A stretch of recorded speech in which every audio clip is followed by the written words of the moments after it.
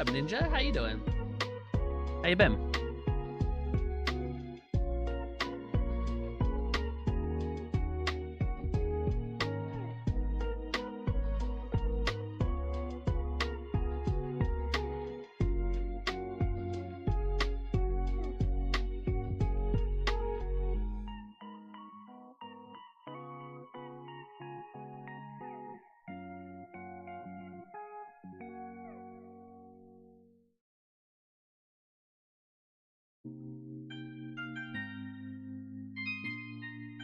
How's your streaming been going lately?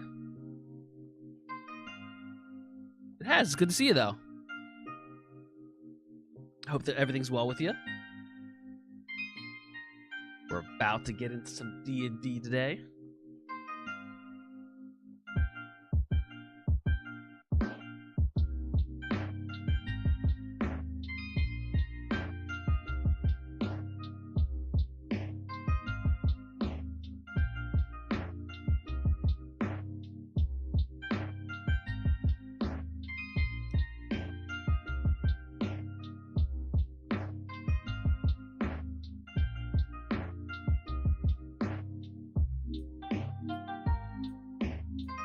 Good to hear.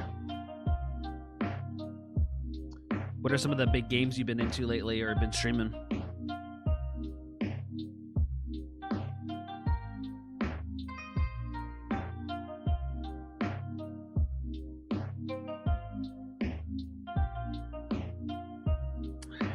Nice.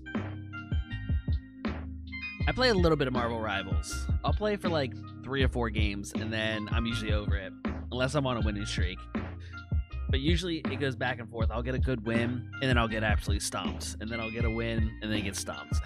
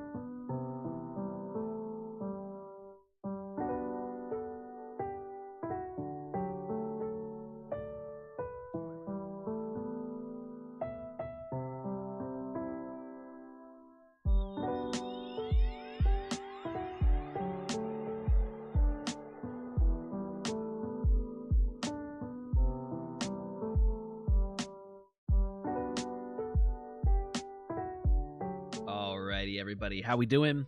Happy Saturday to everybody. Welcome in. We are obviously getting into some D&D. It's been like a month and a half since we played. You can always catch up, though, on the what's going on in our D&D campaign. I edit all of these videos down, put them up on the YouTube channel, so there's a playlist for people to catch up on. As always, all my attention is going to go to the DM and to the group, so I won't really speak to chat, but like I might type some things in or whatever, but I'll read your messages as always. It's just I don't want to be turning my head talking to another screen when people are, you know, they deserve my attention, especially the DM when he worked so hard to make this story for us. So yeah, that, you know, just to be also my like sound alerts and that kind of stuff is turned off for the stream, just so it doesn't distract at all. But give me, let's see here, make sure the gang is ready. I think so. Give me 2 minutes here. I just remembered I got one more thing I need to do.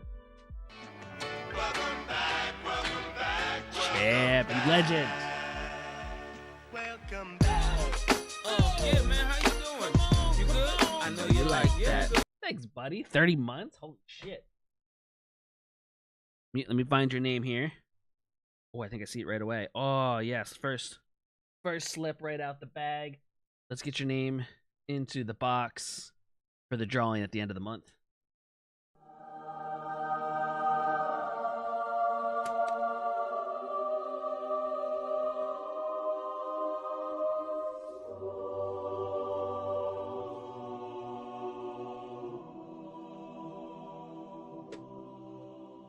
Beautiful. Thank you, buddy. I appreciate that very much. For anyone that's new here, anytime someone subscribes or including gifts 5 subs, your name goes in the box, and at the end of the month, I pick a name out, and the winner gets a Humble Bundle game from me. So, just my way of giving back for you guys give it to me. But I think folks are ready. So let's head over there, and we'll get this party started.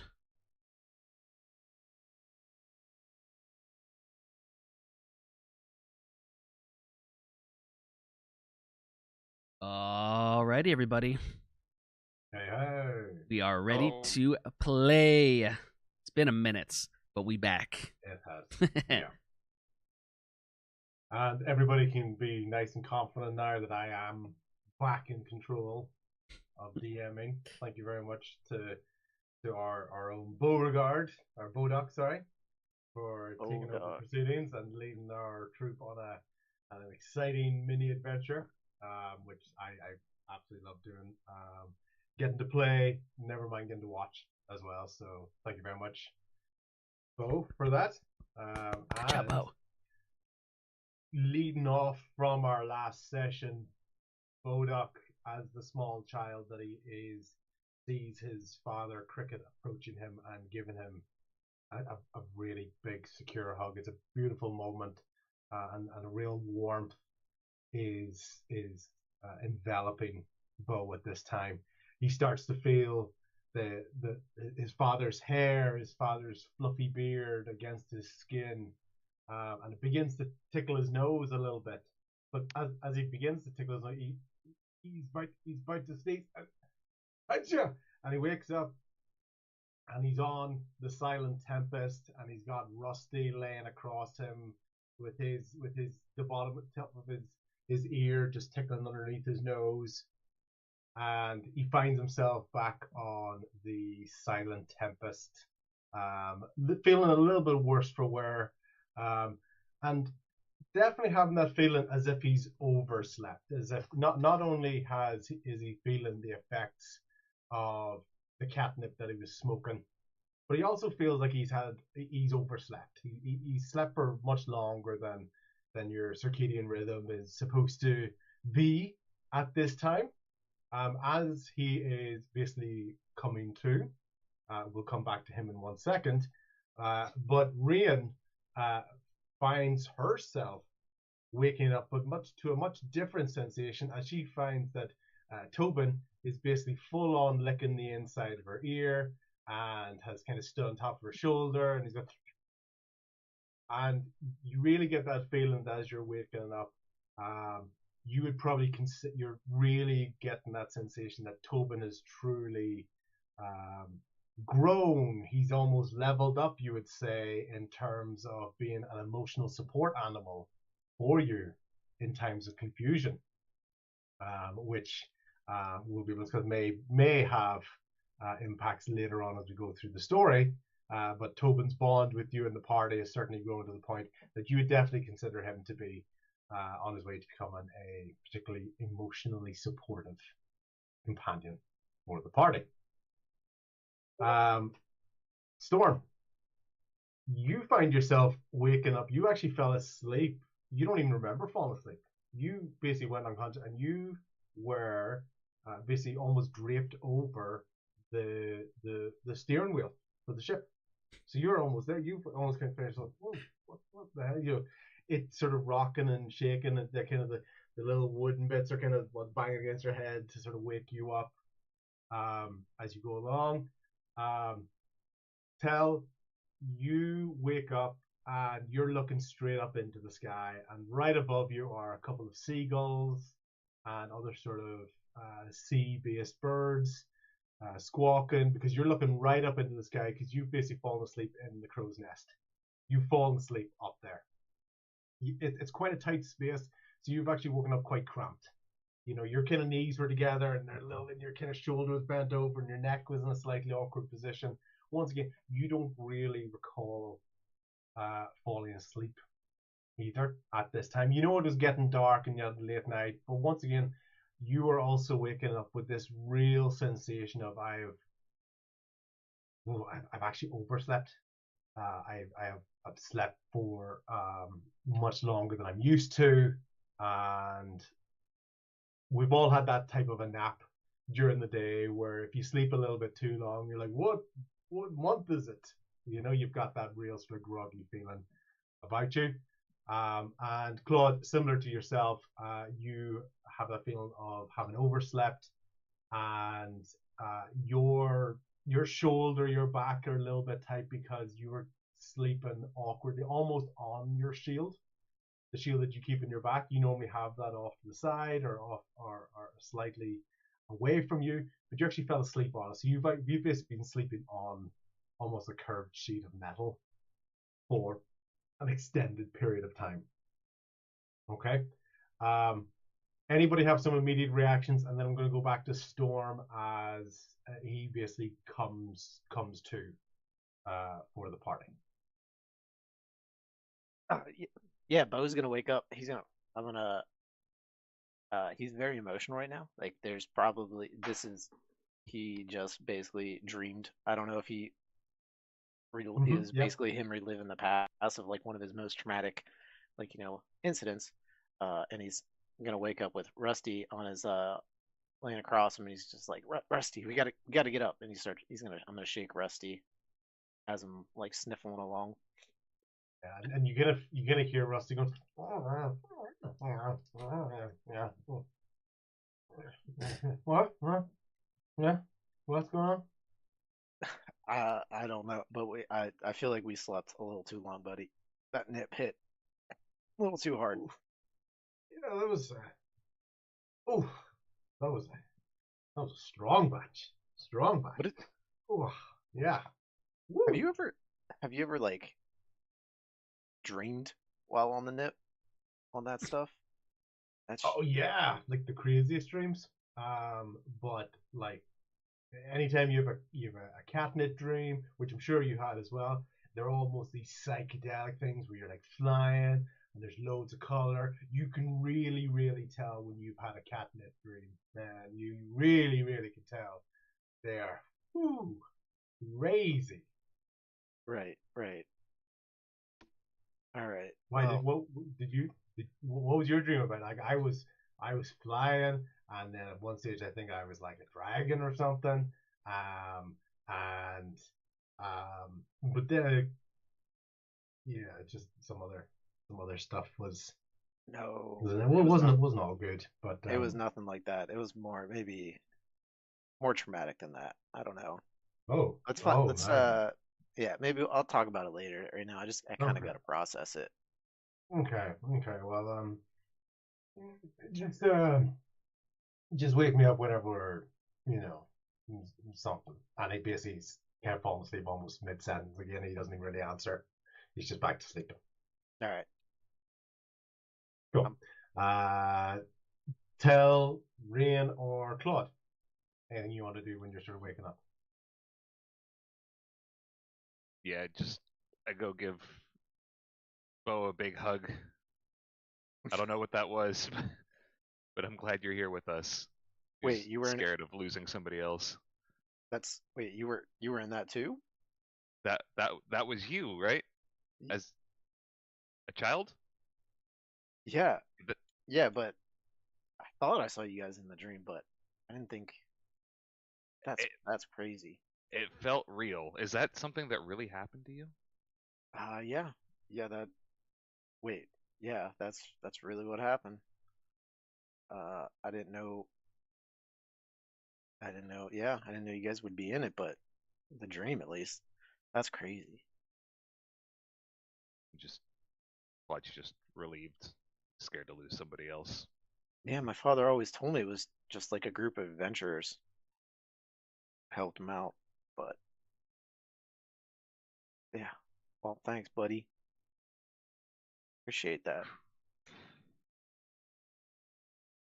Cool. Not really sure. What to thank you. Yeah. Tell, you're up in the crow's nest. Anything you want to look out for, or anything you want to do as you're waking up, or is it just more of a sort of getting yourself ready for what you think is the rest of the day? Yeah, just getting up, looking out. Kind of dazed and confused. Um, Trying to figure out what the hell happened. What's up with this group and us getting captured? There's like a main theme going on. We have a lot of prisoners. He Um, thinks to himself. yeah. Yeah. So I just kind of look out, just waiting for wherever we're going. Cool. So you want to look out across from the crow's nest and kind of see what you can see. Yes. Okay. Two things you notice in particular.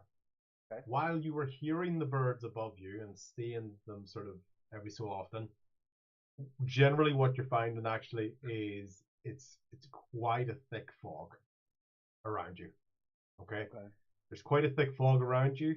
You can see one very faint light in the fog. You're basically traveling in that general direction. Very, very faint. And the ship is quieter than you've known the ship to be so far.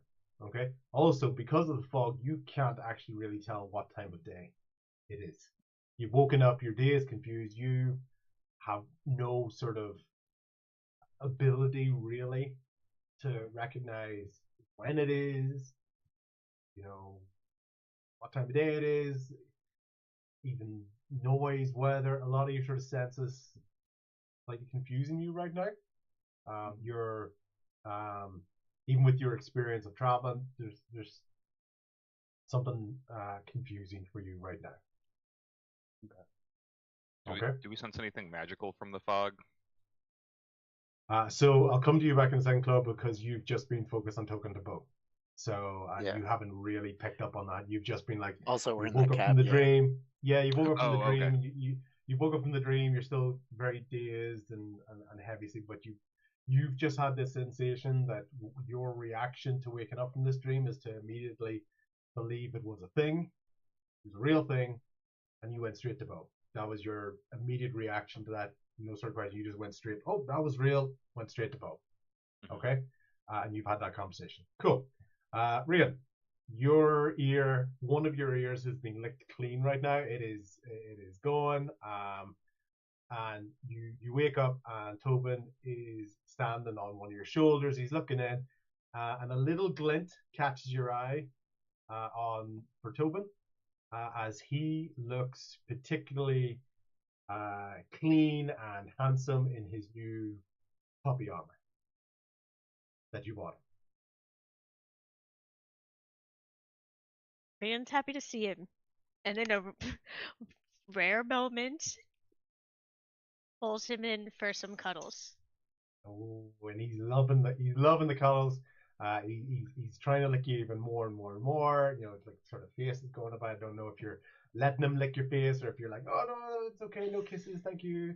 Or for like a minute, and then it's like, Yeah, okay, that's Yeah, enough yeah. of that. yeah, and he's excited, and even though his feet is a little bit slippery on the wooden boards, you can kind of see around you. There's some wet patches on the boat around you, little bits of seaweed, etc., that he's slightly slipping on, but that's just as much sort of his excitement around you, and he's almost kind of doing little circles, and he can't roll onto his back because of the armor, but you can kind of see him rolling onto his side. He's almost like he's still getting used to that as it goes. Guess you went on your own little adventure. Am I able to just tell if there's anything special? I mean, other than just appearing on this dog, anything that stands out about this armor? There's anything noticeable? No. Basically, you see that your bag he's basically just gone through your belongings with the bag. It's not strapped on or anything. It's still very, very loose, and you can see that any rations that you had in there, they've all been eaten. And you had quite a few rations in there, and Tobin has eaten them all. But he doesn't look like, oh my god, I'm so full, I've eaten them in one go. Yeah. You just know that all of the rations that you had are eaten. Well, let's fix that up, buddy. And Ryan's gonna try to fit the armor a little better and buckle it on a little more securely. Yeah, he was kind of like half hanging on him, like there was a little like neck hole, and he kind of just stuck his head in there, and it was kind of hanging off. And it's not like it's perfectly fitting, but now that you've sort of got any sort of straps and little buckles and tight, and there's little pouches for carrying stuff in there. Obviously, nothing's in there yet. But basically, he found this little sort of light armor. It had a really enticing smell. It brought his nose to it, and then like sticking his head through a like a bucket. He kind of got his head almost kind of caught in it, but it seemed to fit him quite well, so he didn't shake it off. That's how he's got the armor on him, and he's eaten all of your rations. Good to go, bud. I'll Yeah. feel a little better in battle. Yeah. Claude and Bo. Claude, you haven't realized this yet, but you will later on. Your rations are eaten. Bo, your rations are eaten because as you're standing, there's some crumbs and stuff around the ground for you. Oh man. Okay. Fucking. Cool. Tommy, you are coming awake at the steering wheel. Yeah, Tommy instant like snaps up, wipes the slobber off the side of his cheek, and is like grabs the wheel and is very much like looking around. Did anyone see me fall asleep? Because like this is his first time being a captain and actually sailing anywhere. Yeah. So he's like he's so embarrassed right now. He's like, holy fuck, I fell asleep. And he like I just want to do like a glance around to see if anyone saw me actually having fallen asleep at the wheel. So what we can tell, no one at the moment. You're on a slightly higher level. Everyone's got things that they're looking at. Hell, I don't know if you did because you're high up. But there's a bit of fog, but not so much fog that you can't see like 6 feet in front of you or 20 or 30 feet in front of you. Just decent fog.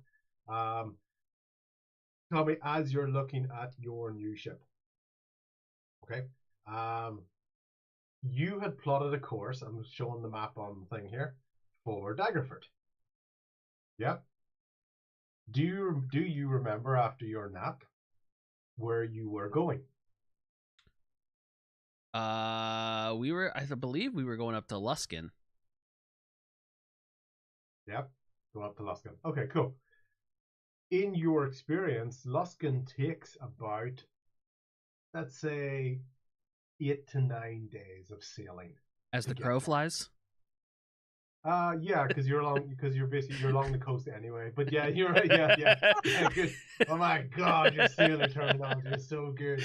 Inspiration points. That's amazing. Yeah.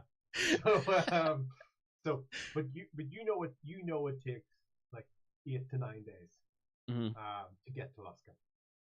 Okay. You know about Luskan. One of the things you know about it is, in particular, a lighthouse. So it's like a northern port city. It basically is it's a small city port. It's the most established in terms of trade, but you know that other cities like Neverwinter would have had later developed a port, and it's much bigger nowadays. Okay, so it almost came in second for the area, and is somehow established itself to be bigger.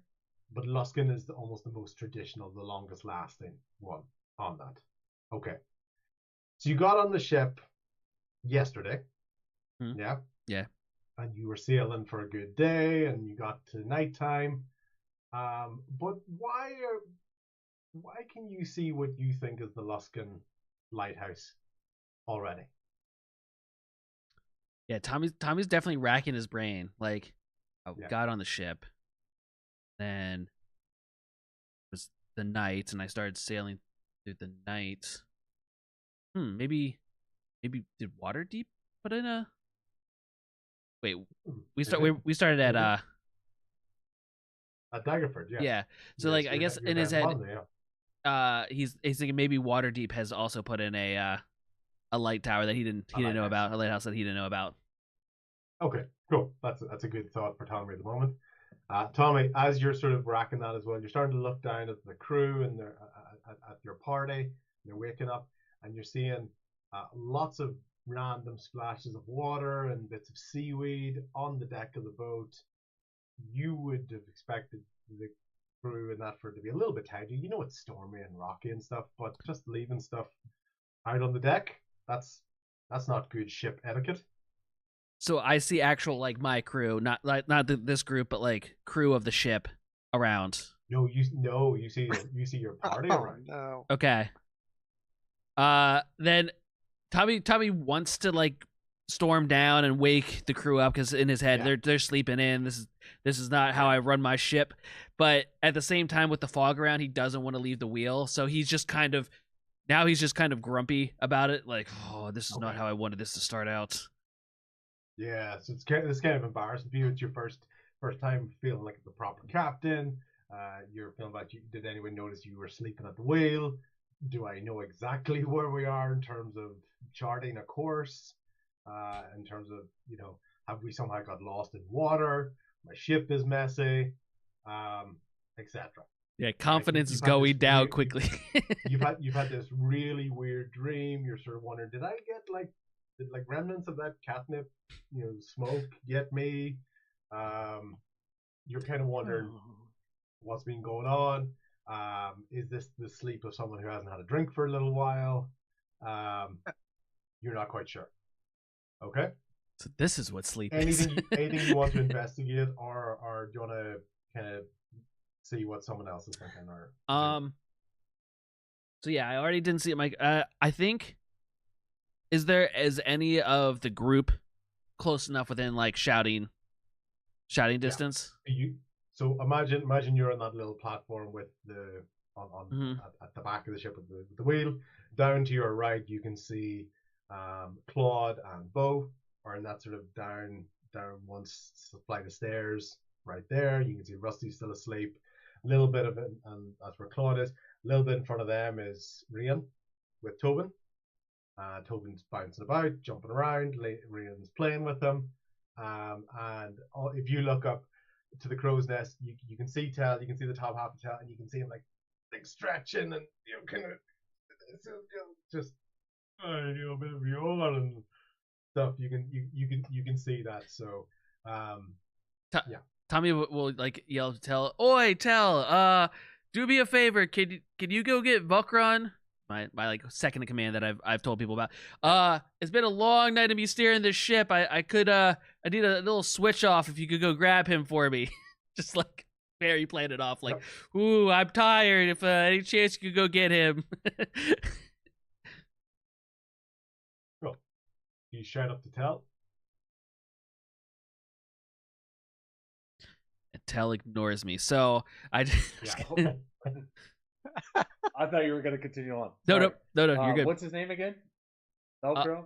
Vukron. Vukron. Vukron. Yeah, Vukron. Velcro! You just yeah. Tommy need you! So Tel's just shouting into the sky. He's literally further away from Buckrod than Storm is. Exactly. And he's decided shouting from his spot 30 feet up in the sky and the crow's nest is the way to go. That's your original plan. Tell, as you can imagine, you get no response to the shouting. Yeah, that makes sense. That tracks. Can I hear him shouting? Oh yeah, you can hear basically like, oh, Buckrod! But you don't even really. You can kind of pick out some of the words. Tommy's used to being on a ship, and so he's used to the way that you gotta cast your voice, for people to hear you at the far end of the ship. So Tell could pick up what Storm is saying. I'm sorry, what Tommy's saying. Tell's not. Tell's basically just like shouting into the sky. You have to actually go and get him. Come get down. I'm so Just come, high up here. Why do you come need down. to- Come down. All right. Dad, why don't you ask one of my other brothers to do it? Jeez, you always get me to do it. Yeah. Trying to be a lookout for somebody. We're just yelling back and forth. You have to come down here. All right, here I come. So I get down from my lookout point. And, Cool. How did you get down? is there a ladder? No. Hmm. There's ropes. Quite a predicament you put me in, Tommy. Yeah. Like I put There's- you there's up ro- there. There's ropes and there's that kind of like net, almost kind of almost kind of like square net that's down the sort of ceiling. It's not a ladder, but that is how you would climb those situations. Just They're not blowing about a lot. They're quite still. So even though you've got a lot of fog in there, it's not a lot of wind. So it's not like you've got scary weather conditions. It's just visibility at the moment. Okay, well let's do Captain Jack Sparrow kind of move and get down from here by using one of the ropes. Just gotta like Okay. hook it around your foot and then like both hands on there. How did I get up here? I don't even remember.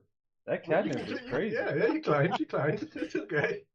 Don't worry. I'm gonna let you come down. I just wasn't gonna let you get away with just that. I got down. You ain't I got going you. nowhere. Yeah. I got you for free. Yeah. Yeah. So it's just more of a warning. I won't just let you away with that. Oh, I got down, safe and sound. No need to ask me to roll dice. So yeah. So you get down. Right? You climb down, especially because the weather is pretty secure. It's pretty calm. That makes sense. You just feel the boat sort of rocking around. As you jump down, you land in a little bit of seaweed. There's like there's other sort of bits and pieces. Kind of a creaky board. Every so often, a little bit of loose rope along the ground. Nothing crazy. You just hit the board, onto some seaweed, a bit of water, just sort of circular patches of water, and cool. And then because of your time in the ship, yesterday, before you went to sleep, the staff quarters is basically in a doorway underneath where Tommy is standing. That's how you get down to the sort of the crew quarters. Yeah, apparently Okay. the crew's sleeping in. Get their asses up for me. Okay, let me come down. I'm just imagining everybody else is around. That they Just watching They were all closer than you, Tal. Every single person here was closer to the door than you. But you've been the one who had to risk his life to get down and come and check on the crew. You're the only one that he trusted to check on the crew. So yeah. So I'm gonna walk up to Tommy real quick and just do a quick spin on the wheel, like in frustration. Hey! Relax, man. Let me Cool. help you out, buddy. The ship like hard turns real fast, and Tommy like Yeah. counter turns it back. Like, whoa, hey, whoa. Yeah. Surely That that'll little- wake him up. That little light that was through the fog briefly shifted to your left for a very brief moment and is now back to in front of you, slightly to the right. With this fog, I don't know how exactly close to land we might be. You can't just turn the wheel like that. We're fine. Let me go grab your boy Velcro. All right, so I make my way down to. I should definitely patent that name in this world. It's good to have the first one to ever come up with it. It's amazing technology. So you walk past the door, up the stairs, up to Tommy, spun the wheel, came back down the stairs, down to the door. But you're going to go in. As you go in that double door, the double door that's in front of you then would be the captain's quarters, and there's a little set of steps, basically almost like a 180, either to your left or to your right. So basically they both go the same direction, but you can go downstairs, turning back on yourself. So I can take either a right or left. So I'll take a right. Yeah. Right. Yeah, That's yeah. cool. That's the classic DM illusion of choice. Ooh, but what if you go left? Yeah, you go right, and you see the swinging hammocks and the rough bunk beds, and the sort of barrels of just sort of like like an eel type concoction, not exactly a particularly nice Banana. blend, more of a rough blend. Um, you see some fruits and vegetables that are very, very ripe, almost to the point of past ripe at this stage for yourself. But the bunk beds and the hammocks are empty. And the area of the ship, because it's where people are, is normally quite dry. There's patches of water and there's a little bit of seaweed in this What area. would have happened if I went left? Everything's perfect. Everybody's healthy. They're all alive.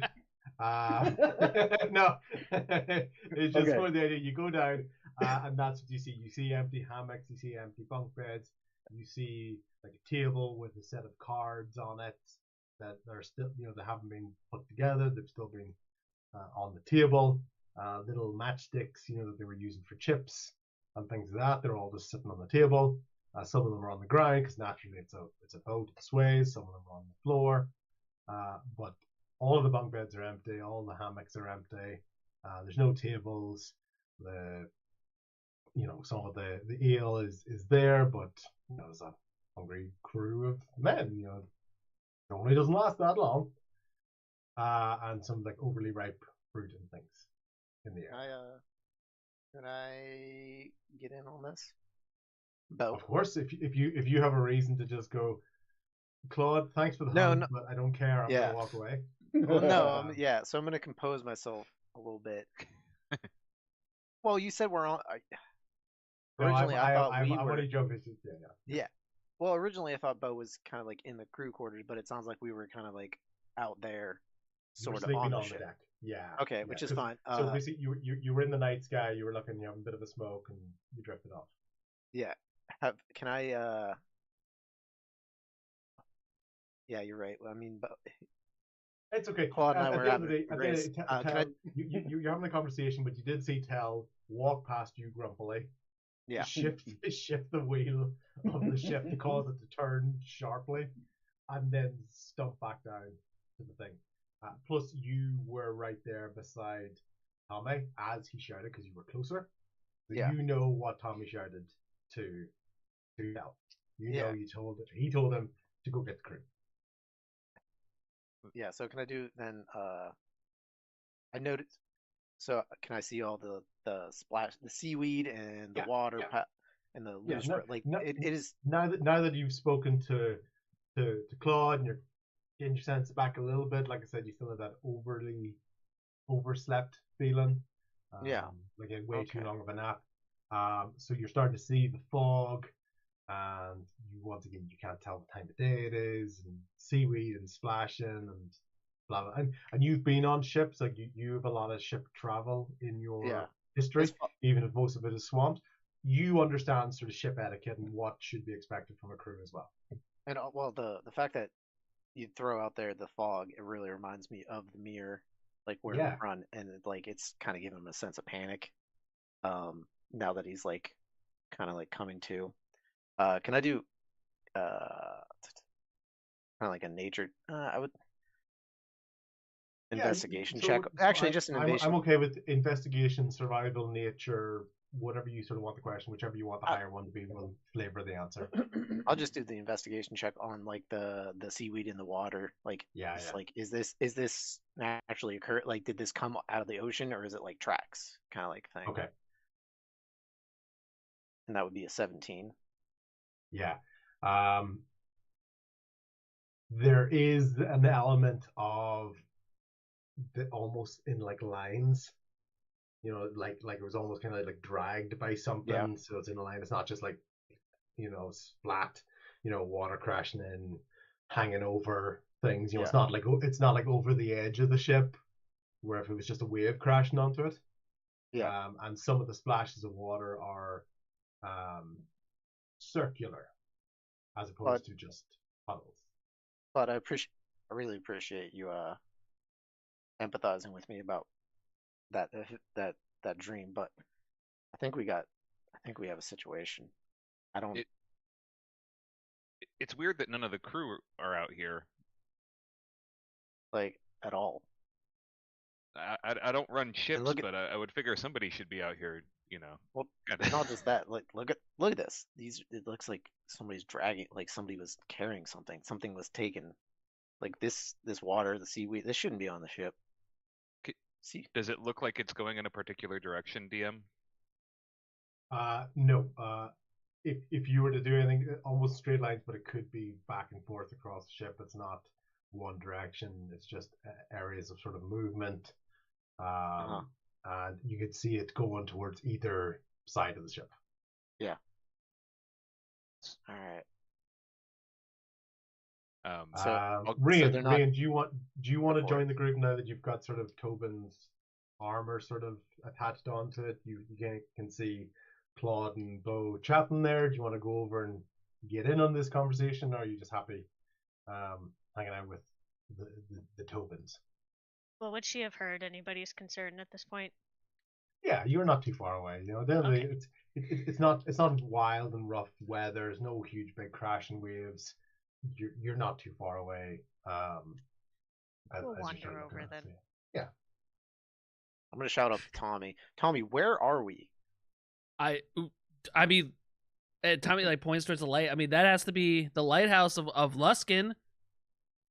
And Tommy kind of sees you guys like mingling together, and he's getting very much that like manager crew is talking about the manager type thing, and he started to get like very uncomfortable. Like, oh shit, everyone knows I fell asleep, didn't they? Oh no, where's the freaking crew? This is not how I long were wanted we this to start. asleep? What sleep? I would love some sleep. I've been doing No, this how long were- all night. No, how long were we asleep? You were at the wheel. You couldn't Yeah. have- Oh, you guys slept. Yeah, definitely for a while. days? Dazed? What? I'm not dazed. Well, if we're in Luskin, isn't it like that was all the way up the coast? Wasn't that like a 9-day trip? Some say I make really good time. I think I'm doing really good at this. Where is everybody? What happened? Tell when to go get the crew. They must have slept in or something. Trust me, they'll be up here soon, and we'll be good. Everything will be good. Tommy's spiraling. He's in a bad. He's very. It's bad. Can I hear any of this? By the way, Storm. Please keep an inspiration dice on it because Tommy's scrambled excuses are perfect, especially the intentionally misunderstanding dazed versus dazed. So yeah, please take an inspiration dice for that. Like, Thank you. Can I hear any of that? no, muffled because Okay. you're kind of down. You're kind of down a couple of levels. You can hear Tom. You can hear what some of the because of the positioning. You know where Tommy was standing, and his voice is kind of high pitched because he's like the reason is this, the reason is that. So you kind of know Tommy's speech pattern whenever he's being inventive with the truth. Inventive. Other than that, you can't tell who's talking because it's Bo, it's Claude, it's just somebody up there. Are you lying? No, I'm inventive with the truth. Yeah. Like a mad scientist. I'm inventive with the truth. I mean, he's our captain. I gotta trust him right now. Is there? Hey, where's the navigation? Like, where's You guys have a compass on board, Tommy? Yeah, we marked it down. If you go down into my into the captain's quarter, there's a map there. We have the compass, the level, and we mapped everything out. And clearly, it's perfect because we're almost there. Tommy Can I just go? continues to point towards that All light. right. I'm gonna go double check on. I'm gonna go check on that, make sure, just because nobody else is around to check. Yeah, if you happen to pass any of the Objective. crew, especially Vulcan, just send them up here so we can get some of this stuff tied down. Get Yeah, really yeah, I'll get go going. find Voltron. Yeah, Voltron. Where is he? So This is the Arc 2 version of Tommy's intentional misnaming from the first one, where it's like Tommy Townsend, Timmy, anything but Tommy. Okay, so Vukron, Voltron, Velcro, Veltrum, My boy V. Viltrumite, Big V, all those ones. Okay, cool. So, you know where the quarters are. We'll come to you in 1 second. Yeah. Sorry, you were saying something. So I want to go back up because I hear the muffle. I want to go back up and tell him that there's nobody down there, but I want to go with the intention of going back down to like look around. Okay, so it's more like you go up the stairs, you're at that doorway. So you go up the stairs, as you come to that doorway ready to shout out, Bo is basically walking in through that doorway at the same time. To your left, Tell, which is in front of Bo, is the door to the captain's quarters where that map is. So basically, as you're ready to shout out, Bo is walking in. Okay. I look at Bo. I was like, there's nobody down here. He wanted me to grab Velcro, but I don't know where the heck he is. Who's Velcro? I'm looking for Voltron. Same person, I think. Oh, yeah, Tommy. Who's on What do first? you mean there's nobody down there? There's nothing there. Let me go tell Tommy, and then because he's Yeah, a little out of he's sorts. Is he? I mean, he seemed pretty vigilant up there at the helm. He has no gonna- spatial awareness I don't because know, but I was not even close to this quarter. You Yeah. had me go get people. Yeah, well, captains are captains. So I think it's the power's going to his head. Would Personality you think the trait power's going to his head? for Tal is grumpy when woken. So yeah, definitely grumpy. He's definitely been the grumpiest so far. Never mind the request. Do you see anything? And I don't up like there? being I know on that boats either. you don't. That's true. You don't. Yep, you don't. Very good. Oh, that's right. Because of. Yeah, I'm sorry. I literally thought. Right. I- I forgot about your situation. Because of the slavery, Yeah. yeah. Yeah, I it's that little hiccup that we had. The Marcel slavery bracket. Mm-hmm. Flawed. Well, is there? Could you see the sun up there at all? I know it's foggy, but do you know where? Could you see anything? I saw light, but that was like a very faint light, but it was just pretty much all fog. Okay, I'm gonna try to get a compass to make sure we're at least going in the right direction. I mean, we can't really see anything to navigate, but at least we might be able to figure out which way we're headed. Okay, head down there, and then I'm gonna tell Tommy what's going on, that there's nobody up here, and then Alright. I'll be back down in a second. Yeah. Hey, wait. Were you asleep? Were you were you a part of the dream too? Did you have the same dream? Bro, I have no clue what's going on. I Okay, was very heavy, sleeping, and then I wake up in a crow's nest. I don't even know how I got there, and then immediately have to jump back down. I don't know. Man, you're having a day, huh? I woke up. There was a This. yeah. I had a Rusty was, me and Rusty were hanging out. He was purring. It's pretty, Purring. I guess- Does that make you jealous that Rusty and that Bo were hanging out? Jerry. Get out of my face, Bo. Whoa. Okay. Whoa. Just kidding. Oh. Just kidding. You know I love you, and we haven't even talked about the dream that we had. Yeah. Well, that's what I just asked you, but you went off on me. You Sorry. I think you might need some coffee, buddy. No, I think I need the opposite of coffee. I think maybe some more nip. is in my Snickers. future. Well, Uh go see oh. Rusty. He might have some. I'm out. We I'm out. created How would you know addictions. that? I mean, what do you know about Rusty? You don't know nothing. You don't know him like I do. Just saying, he was a supplier. Remember, we got him at the tavern when everybody was freaking out. Yeah, I remember. Yeah, I don't know, but he's still You here. didn't give at him least. You didn't give him a belly rub, did you? No, that's not Hmm. my place. Okay. We're not there. Yeah. You're not there. Remember that. Tell at that moment while you're thinking about the what's sort of happening there, your stomach is grumbling. You're thinking about what might be a potential solution for it. Your stomach does grumble a little bit because you have a memory of fish cupcakes, chocolate fish cupcakes. So you're starting to you start to remember that. But if you are looking for a snack, you have your rations on you. Okay. I'm gonna. I think I need to take a bite of something. Maybe is there a Snickers in there? I'm not Because quite you're not myself. yourself. Because you're not yourself whenever you're not a sponsor. What you could be. Yeah. Today's So sponsor of this D&D we would love, podcast, We would love the sponsor. Snickers. Hungry. The Why official wait? snack of this world. All right, let me okay. take a bite of something real quick in the middle of all this. So I take a bite of something and I start to calm down. Okay. And then I just reach out to give the way you would describe the food would be unextraordinary. It's just perfectly unextraordinary food quality. It does exactly what it's supposed to.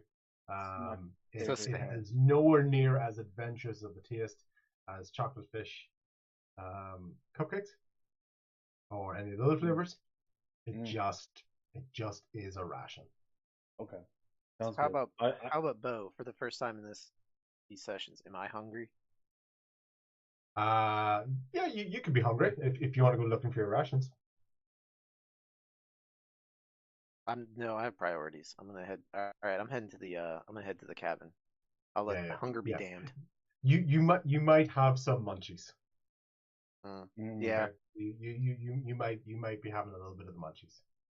So I'll see if there's a snack in Tommy's room. All right. I'm not going to check your own rations. No. No, I mean we're going to the full on take. We're going to the captain's. I'm going to the the captain's corner. They've got to have good food in there. Cool. Okay. Fantastic. Channel with my inner cricket. I want to give him a hug before he leaves. I just want to apologize for being so angry. Oh, it's okay, buddy. I appreciate that. I'm happy you're here. I love you. Yeah. Bring Full it in. embrace. Full embrace. I'm not me till I had my coffee cup in his hand. Just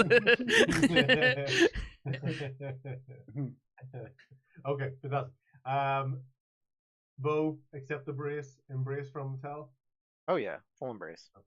Okay, fantastic. You're embracing, but you haven't actually discussed the dream. You've only just mentioned a dream. Yeah. So you're kind of taking this more as Tal being slightly more. His embrace is more about being apologetic for being snippy and hangry and stuff. Yeah, and I'm feeling pretty vulnerable, so I'm gonna accept it. You're gonna accept the hug. Okay, cool. I will look forward to the first person who tries to hug Ryan. Okay. Bo, you are Bo. Double door in front of you. You've got Tal there with you. You want to go into the captain's quarters? Yeah, I'm gonna go in. There's no reason. I mean, everything's there's no crew, but other than that, are there any? Actually, is there anything like any tracks kind of going into any of the mess, if you will? Underneath Tal's feet. So at the sort of the stairs, that part of the door, not going towards the captain's quarters. Okay. But going in the direction of what would be the stairs. Yeah. And what you know is the crew's quarters. So. Yeah, I'm gonna head into the captain's quarters then. Still. Okay, fantastic. You see a beautiful luxury bed. The sheets have not been made. So no one. It looks like no one has slept in it. Okay. But beautifully made, and a map on almost like one of those architect tables. Where it's at a 45-degree angle, and a bit of a compass and charting of the map. Cool. Yeah. So you know that you start off in Daggerford. Yep. And you see markings on the board to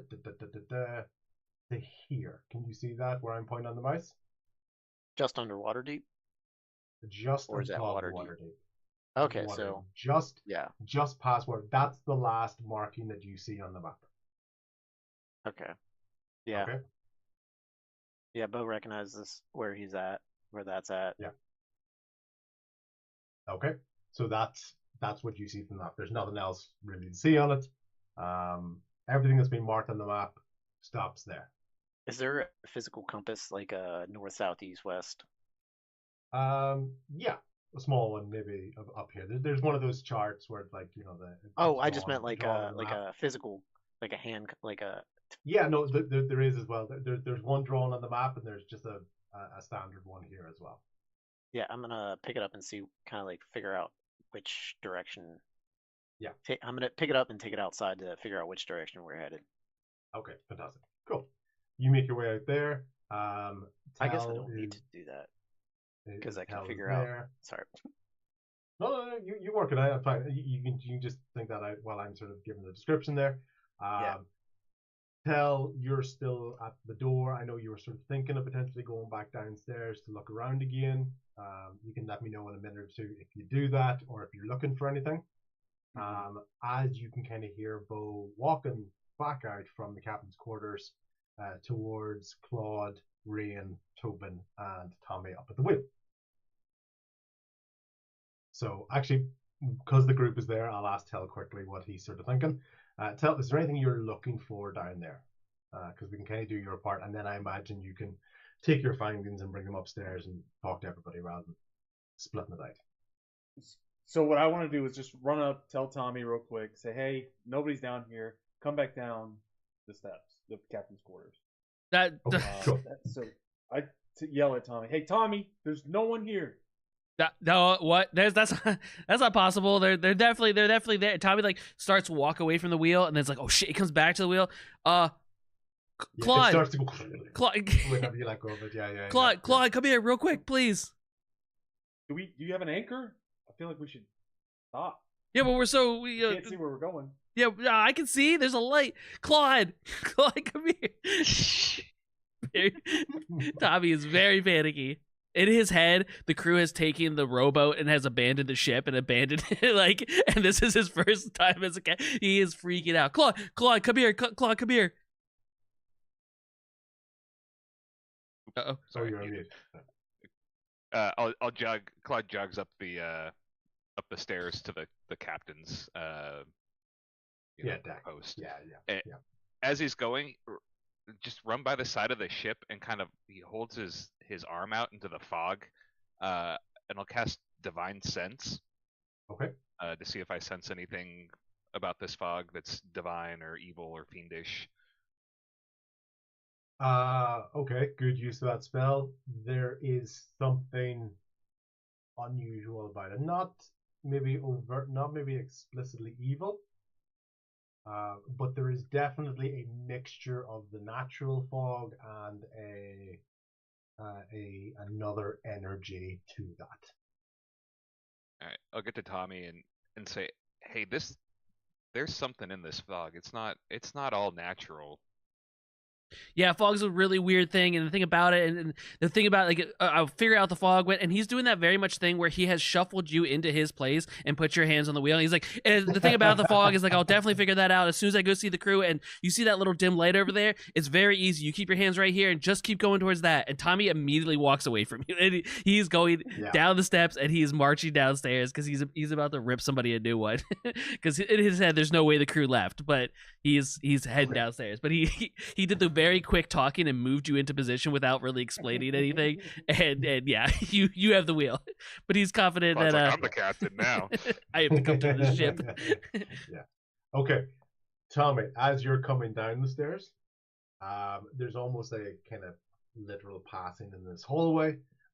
Bo's coming out of the captain's quarters. Tell is going back towards the crew quarters, and Tommy's coming down those stairs all kind of behind him. So you're not quite meeting at the same time because Tell will be a little bit towards the stairs, but Tell, you can hear what Tommy and Bo say to each other if you decide to turn around and add to the conversation. Okay.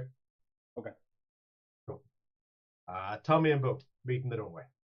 I see him going. Everybody realizes that Ryan had taken the opportunity to step away to join the group, and then everybody just left her. Left. So she really feels like the awkward kid who joined the party, And everyone went, I don't want to talk to this kid. And they walk away. So Rian is still there with Tobin as everybody else is busybodying around the place. Claude's still around. I mean, he's up there. He's No, still within eye Claude's up shot. in the captain. No, Claude's up in the captain thing. Like, Rian walked over, and Bo went, I'm going to go this way. Tommy told Claude to go up that way. Tommy's way downstairs, tells down the stairs after coming down the thing, and Rian's just got her and Tobin. So, yeah. But she does have Tobin. Different Rolls Tobin. her eyes. She has the best. She has the best He's deal. in good company. Wait. She She came is over to not where a- Claude and Bo were, so Rusty's Yeah. there too. Yeah, so that's right. Rusty's He's asleep. asleep though. Rian is probably one of the few people that doesn't actually mind being on their own. So she's like, yeah, you know what, begrudgingly kind of come over, but you know, it's up to her if she's offended or doesn't care. So Do I notice now that people are starting? There's like these mysterious things popping up. Do I notice the seaweed on the deck? Because I noticed it in my room. Mhm. Yeah. So you were kind of sleeping on that different part of the deck as well by the side. Yeah, you see yeah. the seaweed. It's up to you whether you think it's suspicious or not. You do have the background with the air, genasi, and the comfort with the water, as well as additional senses that you're starting to pick up on because of this connection that you are further exploring with regards to you and Kisara, with regards to that sort of air and water component in there. So you can sense as much or as little as you like. I'm gonna pick up some of the seaweed and just kind of Yeah. feel if there's any sort of magical or something off about it. Yeah, if anything, what you can tell by the seaweed is that while some parts are wet, they were only the parts that were touching an existing, say, puddle of water. Other parts of the seaweed have dried or are almost crusty. So not all of the seaweed that you see on the deck is fresh, wet. Rian's gonna take a bite and try to see if there's even further things to detect. Cool. So the same Rian that touches the birthday cake that nearly kills her decides to bite the seaweed on the thing. It's always good to see character development and lessons being learned. And you get a very strong, just salty, alkaline taste to this.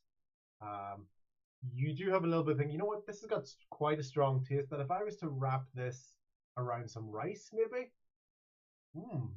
with little bits of fish, I could be onto something here.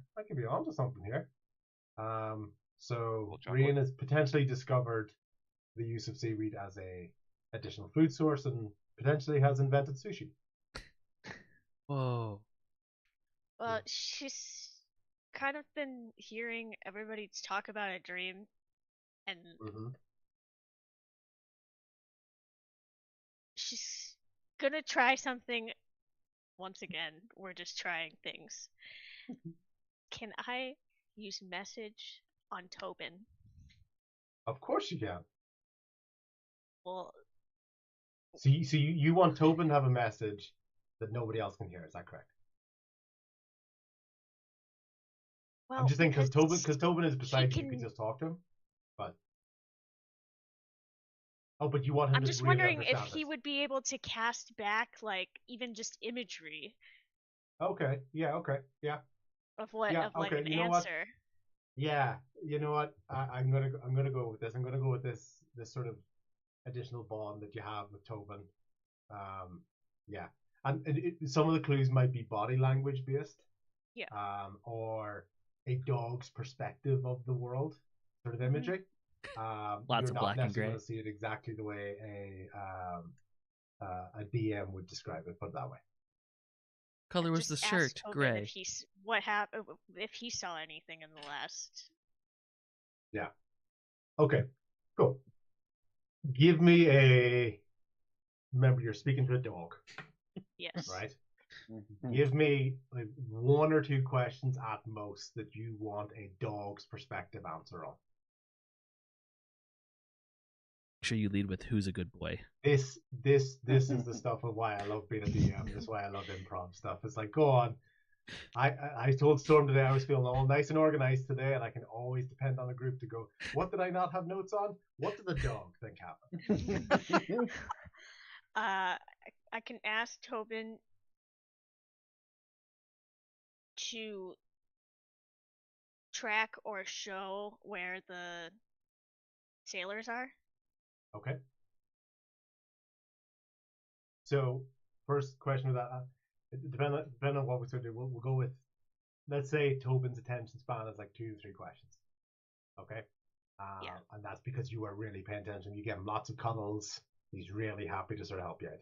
Not quite Genie with 3 wishes, but there's only so much I can do. Okay, so what he's going to do is you're going to see him basically running back and forth across the ship, quite excited, to either side of either edge of the ship. He's just going from one edge of the ship, stopping, looking, like out to the water, run over to the other side, stop, look out over the water, and come back to you. And if there's any sign of confusion for him, that's all he sort of repeats again. So same act. He's gonna run. He's gonna sprint to one end of the boat, look out, look back at you, almost like, run over to the other side, getting your attention. My only other question for Tobin is if he senses danger. If he says no, he don't. No, Okay. He's there. He's just gonna sit beside you. There doesn't seem to be anything worrying him at the moment. So I'll just walk over to the side and kind of look over the side of the ship and see if I see anything. Yeah, you just see the water. You see fog and you see water. You don't hear anything other than sort of normal crashing of water up against the side of the boat. And you've got Tobin's sort of input on things, and you've got that little bit of a clue as well when it comes to the seaweed that's on the ground. Rian might need some time to think and just ponder. Yeah. Okay. Fantastic. Cool. Tommy, Bo, meeting each other at the sort of, let's call it the first set of double doors, the one that connects to the actual poop deck of the ship. And you are right beside the set of stairs that Tell has just started to go down as well, so Tell can hear conversations if he chooses to listen out for them. And Tell, you can tell, you are able to discern very clearly that it is Tommy and Bo there because they're close to you. And it's just like hearing sound around the corner. So I am going to turn around as they're passing each other. First, I want to apologize to Tommy. Tell him, I was just a little angry. I'm sorry for jerking your wheel. Damn it. I gotta play Tommy. Tommy very much blows it off. He's very locked in on his crew, and he's like, yeah, it's cool, whatever. And like, as much as you're trying to be nice, Tommy is too locked in that his crew is messing this up for him, and kind of just walks past both of you. Okay, I'll do it again. And Tommy's not exactly like, he just hears I'll do it again, and Tommy in his head thinks that you would go check on the crew for him again, or he's like, yeah, that's awesome, okay, and he's already like bounding down the stairs, like ready to rip the crew up. I imagine Tommy just came in through. This is exactly how I imagined it, because the way you described it just now, it's just like Tommy just busts through the doors like in a hurry, beelining just down to the stairs, just like Bo just walked like. Okay. And I'm gonna fall. I was gonna fall. Which way did you walk? Sorry, just to confirm, Tommy, which way did you walk? Did you walk towards the captain's quarters or to the crew's deck? I'm going down to the crew. I'm trying to go down under to the crew's deck.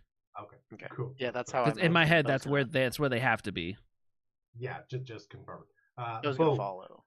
Yeah, it's exactly cool. So you're basically third. It's not a marching order, but you're third, Tell second, and Tommy is first down there. Tommy, stamping down the stairs. Boom, boom, boom, boom, boom. You're basically trying to put on your angry, disappointed dad voice. Mm-hmm. Right? You're like, if this bedroom is dirty, I'm going to, right? Yeah. Tommy just walk straight in there.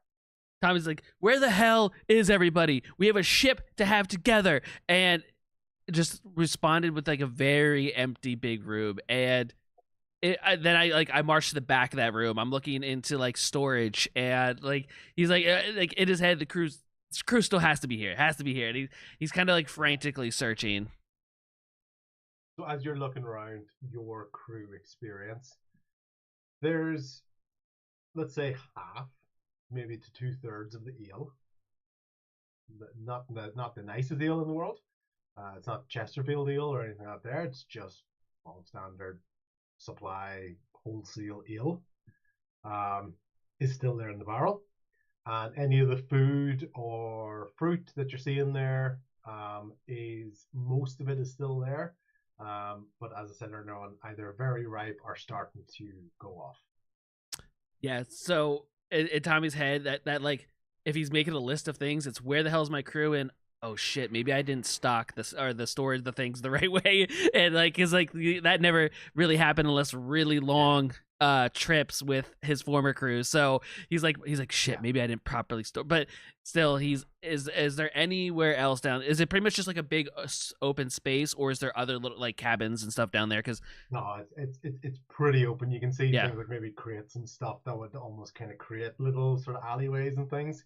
But if anybody was there, like even if there were a couple of boards up, like there's gaps you can see through them. You know, there's no real sort of hiding spot. Certainly not for the sort of the limited crew that you had. You didn't have a full crew anyway. You Mhm. lost some of them in the battle with Cassera. Other R.I.P. ones decided not to join you, because they were Captain Zian's loyal ones.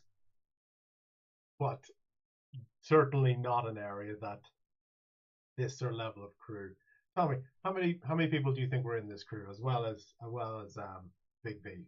How many other ones approximately would have been here? There was probably Or, like, it's called like a minimal crew. yeah, minimal. I probably only convinced about 8 people outside of this Yeah. group to be with us. I think that sounds about right. And this is way too quiet for 8 people to be there. Yeah. You know, there's nowhere the 8 people are hiding. Yeah, Tommy, Did go ahead. Did they abandon ship, Tommy? Where are they? That and Tommy sees like a half drank beer sitting there. He's washes that down, and he has his kind of back to you guys, and you could tell he's just thinking, and he's like, they abandoned ship. And Tommy like just like turns around, and you can see like a very different expression from the anger that you just saw. Tommy's almost kind of going white of like, holy shit, they left me. I'm the only one like of the crew of my ship of that. Basically he went from the highest high to he's a Yeah. very low right now, and Tommy's just like, they left, they're gone, but I can still get us there. I can get us to where we're going, and I can get more crew. There's always more people. I'm charming. I can get people to come on the boat. And his brain, he's the wheels are just running in his head. Bo, you obviously have been in the captain's quarters. Yeah. You've seen that bit of information there. You can see Tommy kind of spiraling. Yep. What do you Tommy, want to say to him? We are not in Luskin.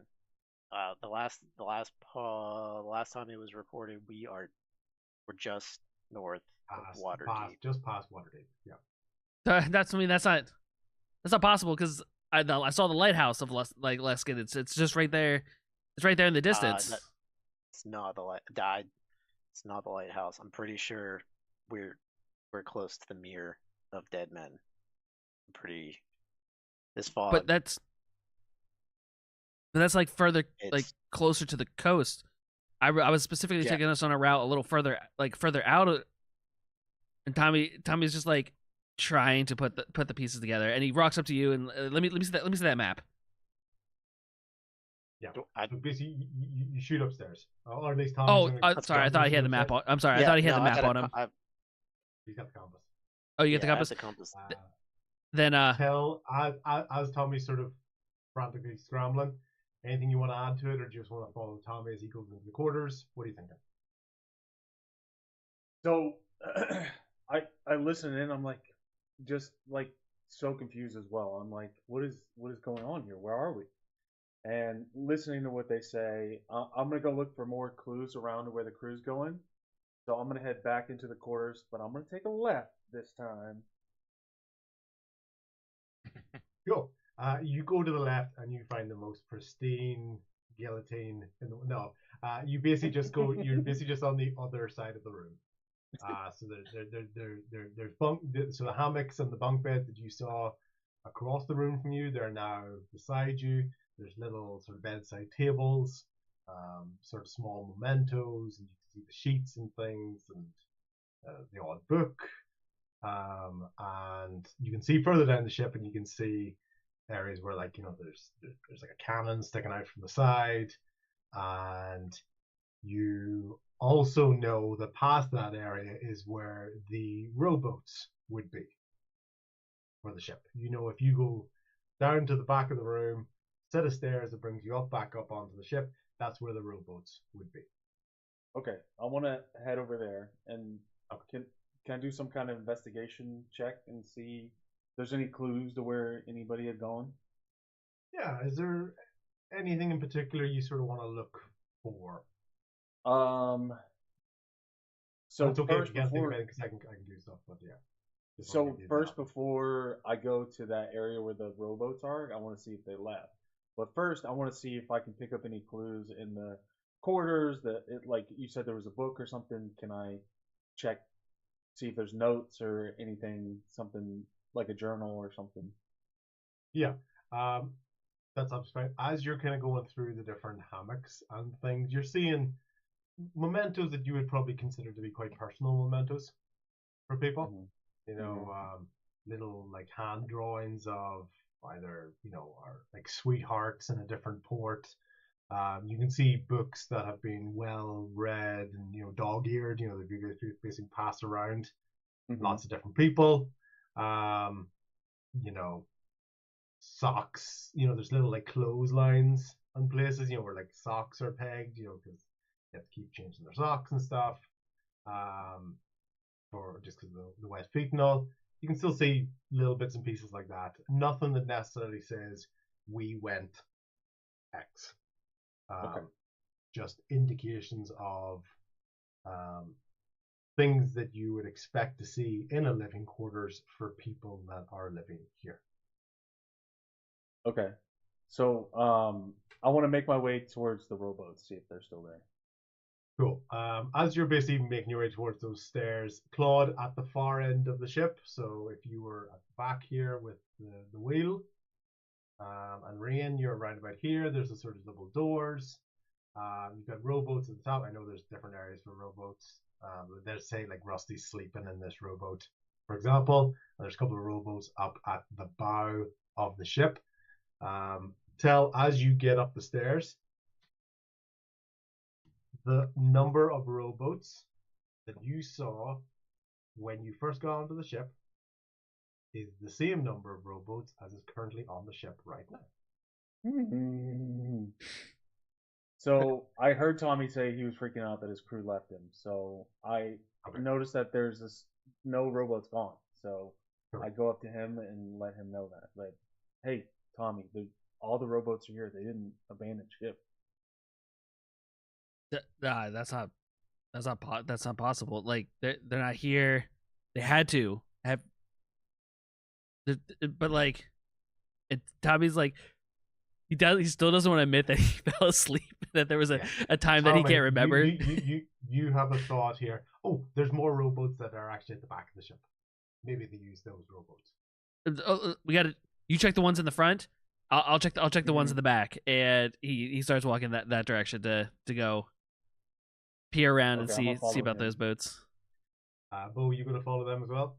I'm gonna head back up to the deck with Claude and Rian area. Yeah. Okay, cool. Well, everybody Tommy? was gone. Yeah. Claude's just shouting from the wheel things that he thinks sailors say, because he's never been on a boat, but he's traveled.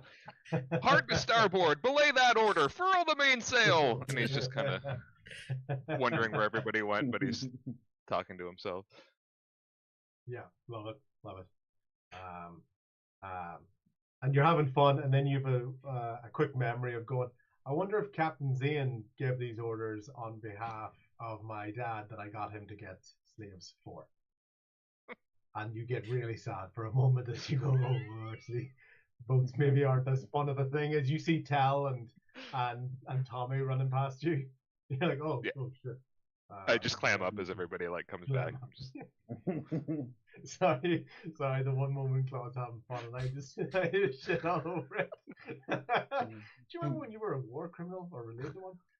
Yeah. Sorry. no, you're not. No. I will take more family members from you. Tommy, you and Tal, you basically you go up the stairs. You run past Claude. Claude's shouting his orders. Yo, we're starboard. Blah blah blah. And you run to the back of the boat and you look over the edge to where you know the rowboats should be. There should be 2 rowboats over the edge of the ship. Yeah. Mhm. You look over. Yeah. There are still 2 rowboats on that end of the ship. Is Tal, are you right there with me? Mm-hmm. Shit. Tommy. Tommy. Yeah, I'm right behind you, buddy. Yeah. Thought you were watching them while you were awake, driving the boat. Yeah, this is not possible. This is not possible. And Tommy is just so left with nothing else he can think to do, and he's like, all right, we get to the lighthouse and we dock and we try and figure this out, or I get a new crew. We get a new crew. It's not that hard to get people, like, right? And he's kind of talking at you but looking past you, Tal, and it's just like it's just like he's like, all right, my next best answer is to get back to the land. Get back to land. So I'm gonna walk back over to Claude and kind of take the wheel back. Claude, I got this. You did wonderful. Everything's gonna be fine. And he kind of just does like a pose of like standing up straight, puffs his chest out a little bit, trying to show confidence that as you look through the fog, that dim light that you were looking at, once again, you still can't see the source of the light, but this dim light that you're looking at is now quite a bit closer to you, and you are still moving in this general direction, and you're starting to hear maybe just like things like seagulls. You can tell that you're getting closer to land. A few more seagulls, like little dolphins and things in the water, fish and stuff. You can hear a little bit of activity in there as well. Yep, definitely Okay. not far off now. Yeah, cool. Bo, you went back upstairs. You've gone towards. Yeah, I was Rian gonna go to and the. Tobin? I was gonna go Yeah. back to the wheel area where Claude and Okay. I guess meet Cool. Tommy up there. And I'm gonna finally. I'm gonna Rian, look. just so we don't have to do the whole. And then did Rian get told this? Rian, do you want to come up to the wheel, or do you want to keep your me time?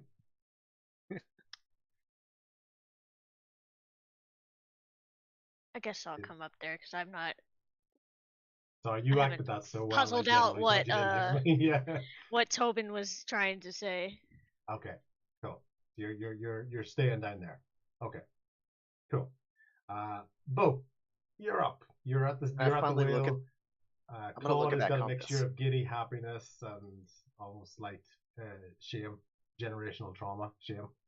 And Tommy and Tell is there. Tommy's looking distracted. Tell's a mixture of emotions. He was apologetic. He was feeling hungry. He still hasn't had a snack. I think have you had a snack yet? Tell. I had a bite. Roll for snack. Oh yeah, you had the unextraordinary Extra snack. unextraordinary. Yeah, unextraordinary. Yeah, that's it. Okay, cool. Extra. Cool. I- Well, Can I look at that compass finally? Yep. See which direction we're headed. so you are basically. Give me a sense. Are you, for example, looking at the lights just to give me a landmark or something? Are you pointing the compass towards the light? I'm gonna point the. Yes, I'm gonna do that.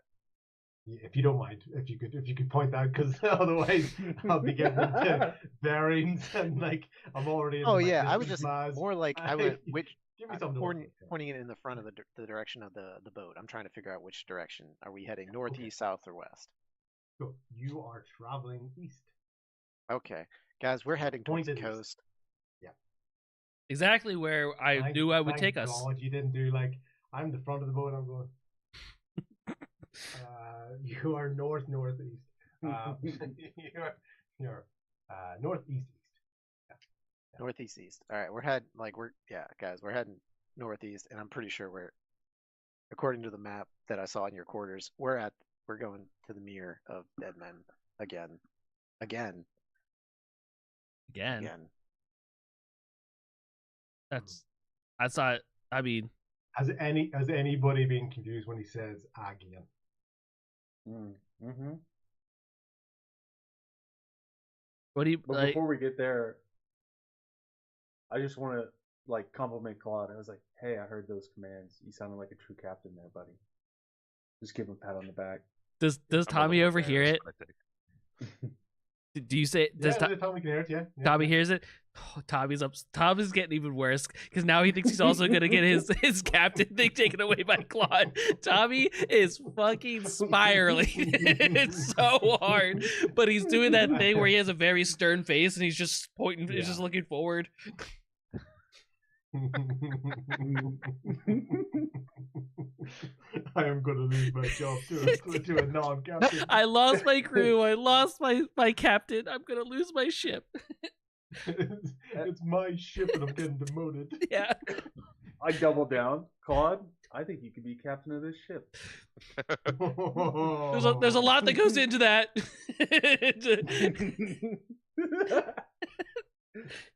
Claude's embarrassed, but he you stands need, with his crew. crew on you need board. 10 years of experience. When you're trying to find a job and you're fresh out of school, we look for someone with 3 years of experience. How can I have 3 years? It's an entry level job. Yeah. Why do I need to get 3 years experience? Okay. Right. Cool. Bo, compass, point east. You are convinced where we're going. Yeah, that's what I mean, Bo is convinced where we're headed. We're headed to the coast and back to the Mere. Dead Men. At least that's what I think. He's He's gonna get quiet. what does that even mean? Tommy's just looking for answers. Bo Anything. kind of went quiet. Yeah, if anything, Tommy's going to be even more distracted because now people aren't even responding to his questions. Tommy's about to run this ship Captain off David's not gonna be into the American. coast. Just Kill us all. I'm gonna TPK the squad because it's just all downhill for Tommy. I'm going to go find a Kraken. Yeah. Okay, cool. So, Rian, you're hearing the sort of kerfuffle going on there at the moment. You're still trying to decipher what exactly Tobin was saying. Is there anything else you want to ask him? Now that sort of a little bit of time has passed, and Tobin, you can almost Tobin stop walking back and forth on this because like he's tried to point to you like 3 times now. You asked him where did they go, and he's done some pointing. And I forget. Oh, there's no danger nearby. Anything else you want to ask him? I'm trying to think of what else I can ask a dog. Just ask the question and I'll give you a dog answer. You don't have to worry about a dog. He's like, and then you can ask the question, the dog will understand it. The dog's ability to answer you is where I'll be creative. So don't worry too much about the perfect question. Well, I can't figure out what he's trying to say about where the people went. So Tobin learned how to write during the time. Yeah. The armor gave him calligraphy skills. I mean, There's a little forgery kit in the thing, and he's just got his paws going. This is your chance. A question that's been bothering me for years is who did let those dogs out? Who let the dogs out? Ooh, ooh, ooh. I guess the only other thing I can think of to ask him is if he was asleep. Good question. Okay. So you're starting to get a little bit, this one's a little bit different. You're getting a little bit of a thought picture in your head. So this is where the messages sort of work. You haven't just said it out loud because you're using message. You're getting a response back in dog vision. Okay. You're now for a couple of moments seeing his memory. You're almost kind of seeing it through his eyes. Okay. So everything's much lower down. Everything's quite big. You know, he's not as big as a crate, so you can kind of see him walking around and sniffing and stuff. Okay. So, first of all, you see everybody's asleep. Tobin's sniffing around. Everybody's asleep. You can see that Tommy was asleep at the wheel. You can't find Tell. You can smell him, but you can't see where he is, right? Because he's a little bit of a distance away, but you can't see him as Tobin. Bo and Rusty are having a nice cuddle, but there's a really weird fungal smell off them, according to Toby, like a burning fungus type smell. He hasn't really seen it before, but he has for some reason makes him angry. Like he gets a slight picture of a cat's. It just makes him think of cats, and it makes him a little bit angry for a second, okay? But he goes along, right? And he sees Claude asleep on the shield, and he sees the crew kind of walking back and forth, and some of them aren't the nicest to him. They're not mean to him, but they're not really paying attention. No one's giving him any cuddles. They're just more ignoring him because they've got a job to do. Okay? The next memory that comes into Tobin's head, it's now bright. The crew are still walking around. You guys are still asleep. Tobin's starting to get hungry. He starts to eat the rations in your bag. And he finds his armor. But it's slipping off him a little bit, but he's climbed into it, and you can feel the tail wagging as he's found this armor. You can feel a little bit of a shake behind you. So his tummy was starting to rumble, and he had some food. He had your rations. You see nighttime. He's snoring. He's having a great sleep. Wakes up the next day. You guys are asleep. The crew are still walking around. He's starting to get hungry again. He eats Bo's rations. Then he is sleeping. And he's hunkered down. And he's in like a box or a crate, and he hears a lot of shaking, a bit of shouting, splashing, and then nothing. He wakes up the next day. You guys are sleeping. He can't see anybody else. And as you can imagine, dog priorities are sleeping, eating. So you as the human are seeing no other people, but these people weren't giving him rubs anyway, so they don't exist as far as he's concerned. But you don't see them anymore. You can see you guys sleeping. His tummy's starting to get really sore again. And it's still getting really sore. And he eats Claude's rations. And then you kind of falls out of that. That's not everything that was in his memory, but it's almost like the parts that if you were looking through his memories, you were kind of picking out the parts with that. So there's no clear indication of time or anything in there of exactly how that was. But from Tobin's priority, there were people there. You guys were sleeping. Nobody was giving him rubs. He was getting hungry. He was eating. No one was giving him attention. He was sleeping. There was a bit of sound. He's hungry. He eats. Nobody's giving him rubs. He's sleeping. He's hungry. Nobody's giving him rubs, etc. Right? And he's got this really, really nice armor. So that's kind of what you kind of pull out of that. So these aren't like perfect crystal clear ones. These are almost kind of like things flashing in your mind. And I know I'm doing the DM thing where I'm describing things, but these are almost like flashes and dog messages coming back into your head. Call out to whoever is on the deck. As your emotional support animal is able to happen. Is everybody on the deck again? Everybody's on the deck. Tell is up there. Tommy's at the wheel. Tommy's really, really upright, you know, and like the stiff upper lip is really going there, but his face is quite red and flushed. You're not sure if it can't be the sun. You know, there's no sun real coming through, so it's not sunburn. And Tell is there with his shoulder on Claude's back, you know, giving him like a pat on the back. And Bo is looking really confused because you can see him. He's kind of off at the side of the ship or near the bow of the ship, or holding something out in front. Ryan's just gonna call out, the crew is gone. Yeah, they left us. Like, Duh. no, no. No, the crew is gone.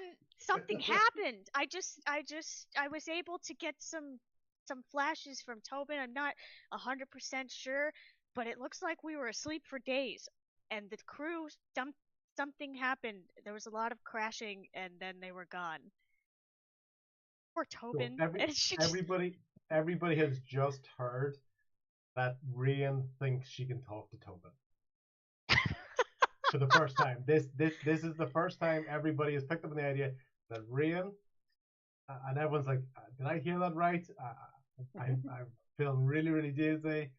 She has had periods of, let's call it, surly, somber, very internal, thoughtful moments, whether she's wearing her really cool headdress that she's still wearing at the moment, and she's had these sort of very contemplative moments, and everyone has just heard in the confusion, including Tommy, with his distress at the moment, that she seemingly is speaking to Tobin,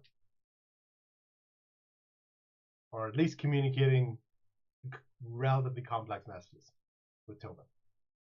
And How does Tobin anybody was react trying to to that like news? show me. He was like running back and forth. I think the crew went overboard somewhere along the way a couple days ago. They left us. Plus everybody, Probably because you're. as far as you're concerned, everybody went to sleep yesterday. Never mind the depth of the dream, or who remembers the dream, or who thinks it's real, or who thinks it's connected, or whatever. So not only did you seemingly go to sleep yesterday, you had a super intense dream or experience throughout that, and now a dog is communicating with an air genasi in amongst this, what Claude knows to be a mixture, a hybrid sort of natural, mystical fog, as we are going towards, we don't know whether it's Waterdeep, the Mire of the Dead, Luskin, it could be any other place. We've got Neverwinter on the board. We've got a completely different land or world. We've just nothing. Tommy, do we need to dock and figure out where we are? Should we continue sailing? Yeah, Seems dangerous. He Maybe. he says as he ignores Rian's communication with the dog. Yeah, I was like, wait a minute. Did she just say that she talked to the dog? I just assume Rian's a druid now. She's so mysterious. I never really knew. And wait, she said everybody was asleep? Yeah. Even Tommy? Does anybody remember an amulet? Does anybody have an amulet? Do we remember this amulet? I had an amulet. What amulet? Yes, Rian's Well, thinking she's It's gonna. he's He having hears that. weird actual memory here. Yeah. You mean my grandmother's amulet? I'm gonna do a minor illusion and just be like, this one. Mm. What? How do you know about? So wait, Claude, that dream that we had. Did you guys? Everybody else?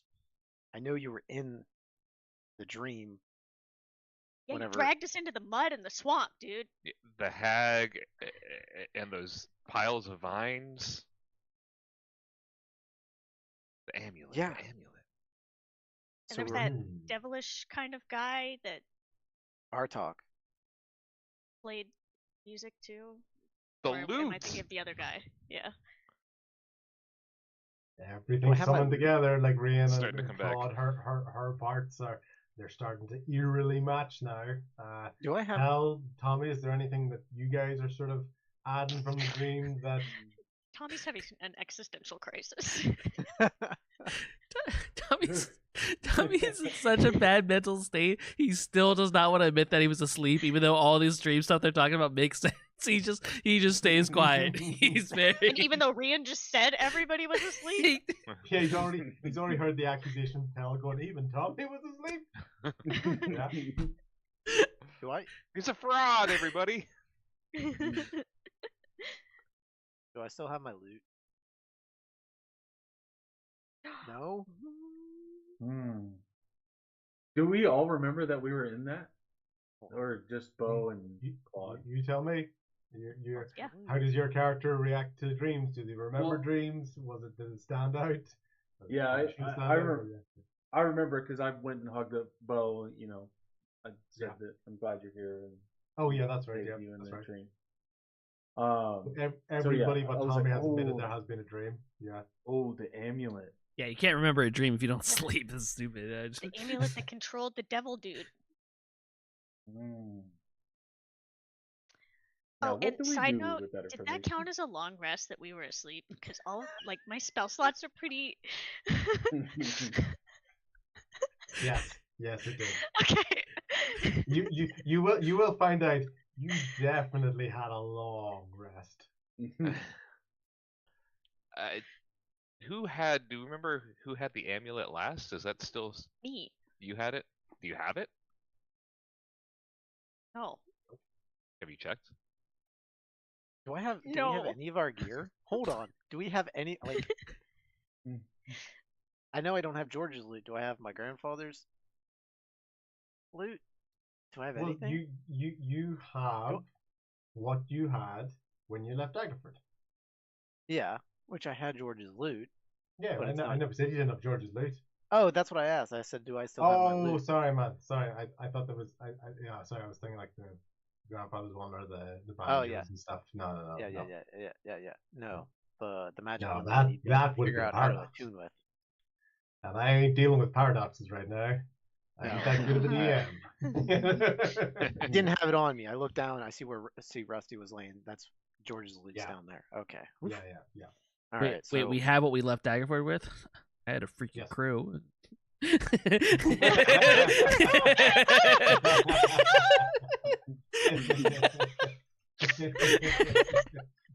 All right. The crew one. Tell me, what's your thing? Are you still in the thing of something happened, or are you taking this really personally that the crew abandoned you? Did you Oh. do something wrong? What's your sort of thoughts? No, Tommy fully believes that somehow the crew it left the ship, and because the because the boats are still here, he thinks that maybe during his sleep he drifted closer to the coast than he thought, and that everyone jumped off and swam away from his ship, and he's pissed. Especially that Yeah. Velociraptor might have left him, and it's just ridiculous. I'm just Yeah, trying to think of another yeah. V name. Yeah, velocity, the crew is, yeah. No, but just like that everyone left him. He's hurt and Victory. it's just spiraling. That he's messed up as Okay. his first time being a You're captain. Yeah, you've got this. You're definitely taking this personally. Okay, cool. Pell, you said that even Tommy was asleep. Do you want to add on to that? Do you want to question further the let's call it the input of a canine, interpreted by an Ergen assay? Very loyal canine. So thinking back to the dream, I don't remember Rusty Dusty being there, so I'm curious where he was. So I make my way towards him. Yeah. Cool. So I was like, I tell everybody, hey, she didn't say anything about Rusty being with us. Well, I mean, you guys don't remember Rusty being with us, right? Let me go get with him. And there was nothing in Tobin's flashes that pointed out Rusty being any different than the rest of us as No, far he as was out sleeping. well. Yeah. Okay. Most of the time he was basically snuggled up beside Bo. Yeah. Okay, I'm gonna make my way Yes. towards Rusty and talk to him. Cool. How are you gonna wake him up? You gonna wake him up like a jealous, like jealous person, like throw water on him, or are you gonna? Where were you last night? Why do you not share dreams with me, you bastard? I do wake up. I'll wake him up. I'll kind of walk up slowly and be like, kind of jealous. Be like, hey, you snuggling up with other people here? And he wakes up. He's like, dude, you should have got in on this stuff. I don't know where you went. Like, woo, like, do you remember the stuff we like smoked like back in Magville? Like, this stuff was even stronger than that. I really should have maybe diluted that a little bit more, but I had this really, really weird dream. It was, oh man, it was so intense. Oh yeah? What was it Yeah. about? Bo? Was it about Bo? No. Like I was like flying, and I was like psychedelic colors, and I was like flying through, like mountains, but they were like weird colors, and I was looking. Actually, to be honest, I was looking for you. I think that's what I was doing. I think I was like looking like I think you're gonna be like my wingman, but you weren't there, which made me kind of sad. But it was a pretty cool dream. You know anything about this crew being missing? No, but we're going to Luskin, so we've got about 7-8 days. Got out of Daggerford yesterday. I'm sure. I'm 7 or 8 sure they'll turn up. Yeah, until we get to Luskin. Yeah, because that's As the crow how long flies. it takes to. Exactly. That's how long it takes to get from Daggerford to Luskin. Okay. So we only got on the ship yesterday, and yeah. So you it takes about 8-9 days. Tommy looks like a pretty competent captain, as far as I can Really? tell. So I'm yeah, not getting that vibe. Oh well, you know him better than I do, but I thought he was. And it's just like a week or so out in the water, get away from everything happened in Daggerford, and now that Captain Zian is gone, and and he's kind of looking at both of our bruises around the necks and the wrists and stuff, and just kind of just feel lighter. I feel like I just feel like I got a bit of closure. The ones that sort of took us. I don't really want to get into that at the moment, but I just feel lighter, and I just wanted to celebrate a bit, and but yeah, it feels nice. Yeah, it is. I kind of lose my edge a little bit. Yeah, it is. Yeah. It is nice being a little free from that, for sure. Yeah. I think you should come join us because the whole crew's gone. We don't know what happened to them, and we're following some kind of Okay. light. We don't know Yeah. where we are, what we're doing. There's this fog. And he's sniffing on the air, and he goes, "Well, we are getting closer to land, but I didn't know that. well, you can smell like there's the salt density and the water is a little bit different. You can smell seagulls and stuff, and you get a faint smell of some fish and stuff. Oh man, I could really go for some fish right now. Yeah. We're all pretty hungry. But let's Actually, I'm gonna check my rations. I'm gonna check my rations. But yeah, I'll be up there in a second. Okay. Yeah. And then I run back to Tommy and tell him we're close to land, that Rusty can smell it. As you get there, you hear Rusty go, "What the hell, my rations? Damn it!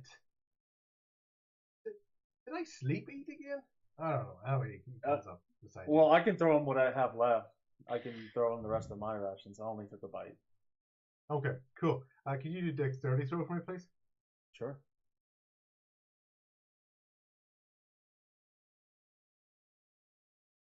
8. Yeah, you miss him. You're kind of throwing it downhill. You miss him. It's not bad enough that it goes off the ship or anything, but he just come on, tell. And he has to go. Sorry, it's just the driver of the boat. I think he veered off in some weird direction, probably. And Yeah. maybe- maybe Before he missed gets before that, Rusty even goes, "It's a captain, the captain of the ship." Yeah, call him what you want. Nice job, Tommy. Get no respect around here. Yeah, and basically, and as he's coming up the stairs, Rusty's coming up, and he's going, on a pretty standard. Was it what was the description for the suit? Was it bright dull? Yeah. If there was a feeling, a way to describe that snack, it would be bright dull. Yeah. Unextraordinary. Yeah, unextraordinary. But Rusty wasn't there for that, so he wouldn't use a word like that.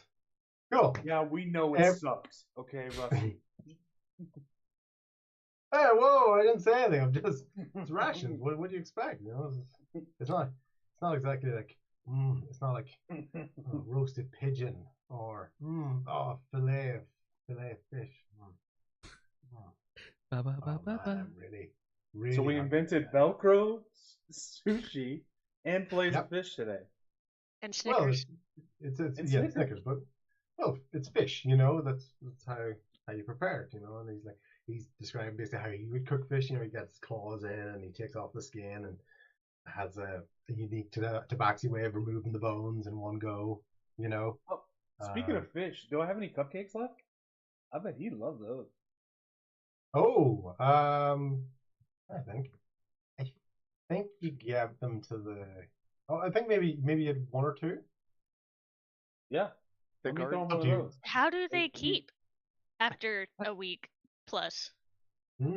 So, to answer that question, the chocolates that was on them has dripped a lot. It's melted a lot, so it's very very on it, and they absolutely reek, especially because they're fish. But Rusty loves them like he is. That has hit the spot. These But are that's good meat incredible. chocolate. Mm. He doesn't know that yet. Oh, fuck. Yeah. But let's say the tabaxi biology of all the little bits, you know. So let's say they got the best balance. They've got the humanoid digestive resilience. Please don't kill the crew I have left. Well, if shit goes sideways, I got spare the dying. We're fine. Spare the dying. Because of the chocolate. Yeah. Tobin is beside Rain, and he's really looking at the cake that Rusty is eating. And don't want that, Rusty Tobin. for a moment is wondering, could you offer a bit to Tobin? Don't even think about it. Don't even think about it. No. Put it And, down. as he was thinking about doing it, he notices that Tobin has ration crumbs, like on his whiskers and on the front of his coat, and he's going, "You ate my rations." We left him alone for 7 days. Okay? What are you talking about? Did 7 what a days. good boy to do. What are you talking about 7 days? Just got on the Well, ship at least yesterday. you, I saw him sleeping, and I thought we explained this. He told me, he showed me that he No, went no. to sleep no, quite a Rus- few Rus- times, Rus- and we weren't waking up, and the crew left. The crew's gone. Rusty was off the nip. Yeah, Well, Rusty was. I'm Rusty was- explaining this again. Don't make me repeat myself. For the character that wasn't here. Tobin. Look at Tobin. You can see how much thicker he is. It didn't. We thick. He's thicker. He's Yo, thicker. he's thick like a Snickers.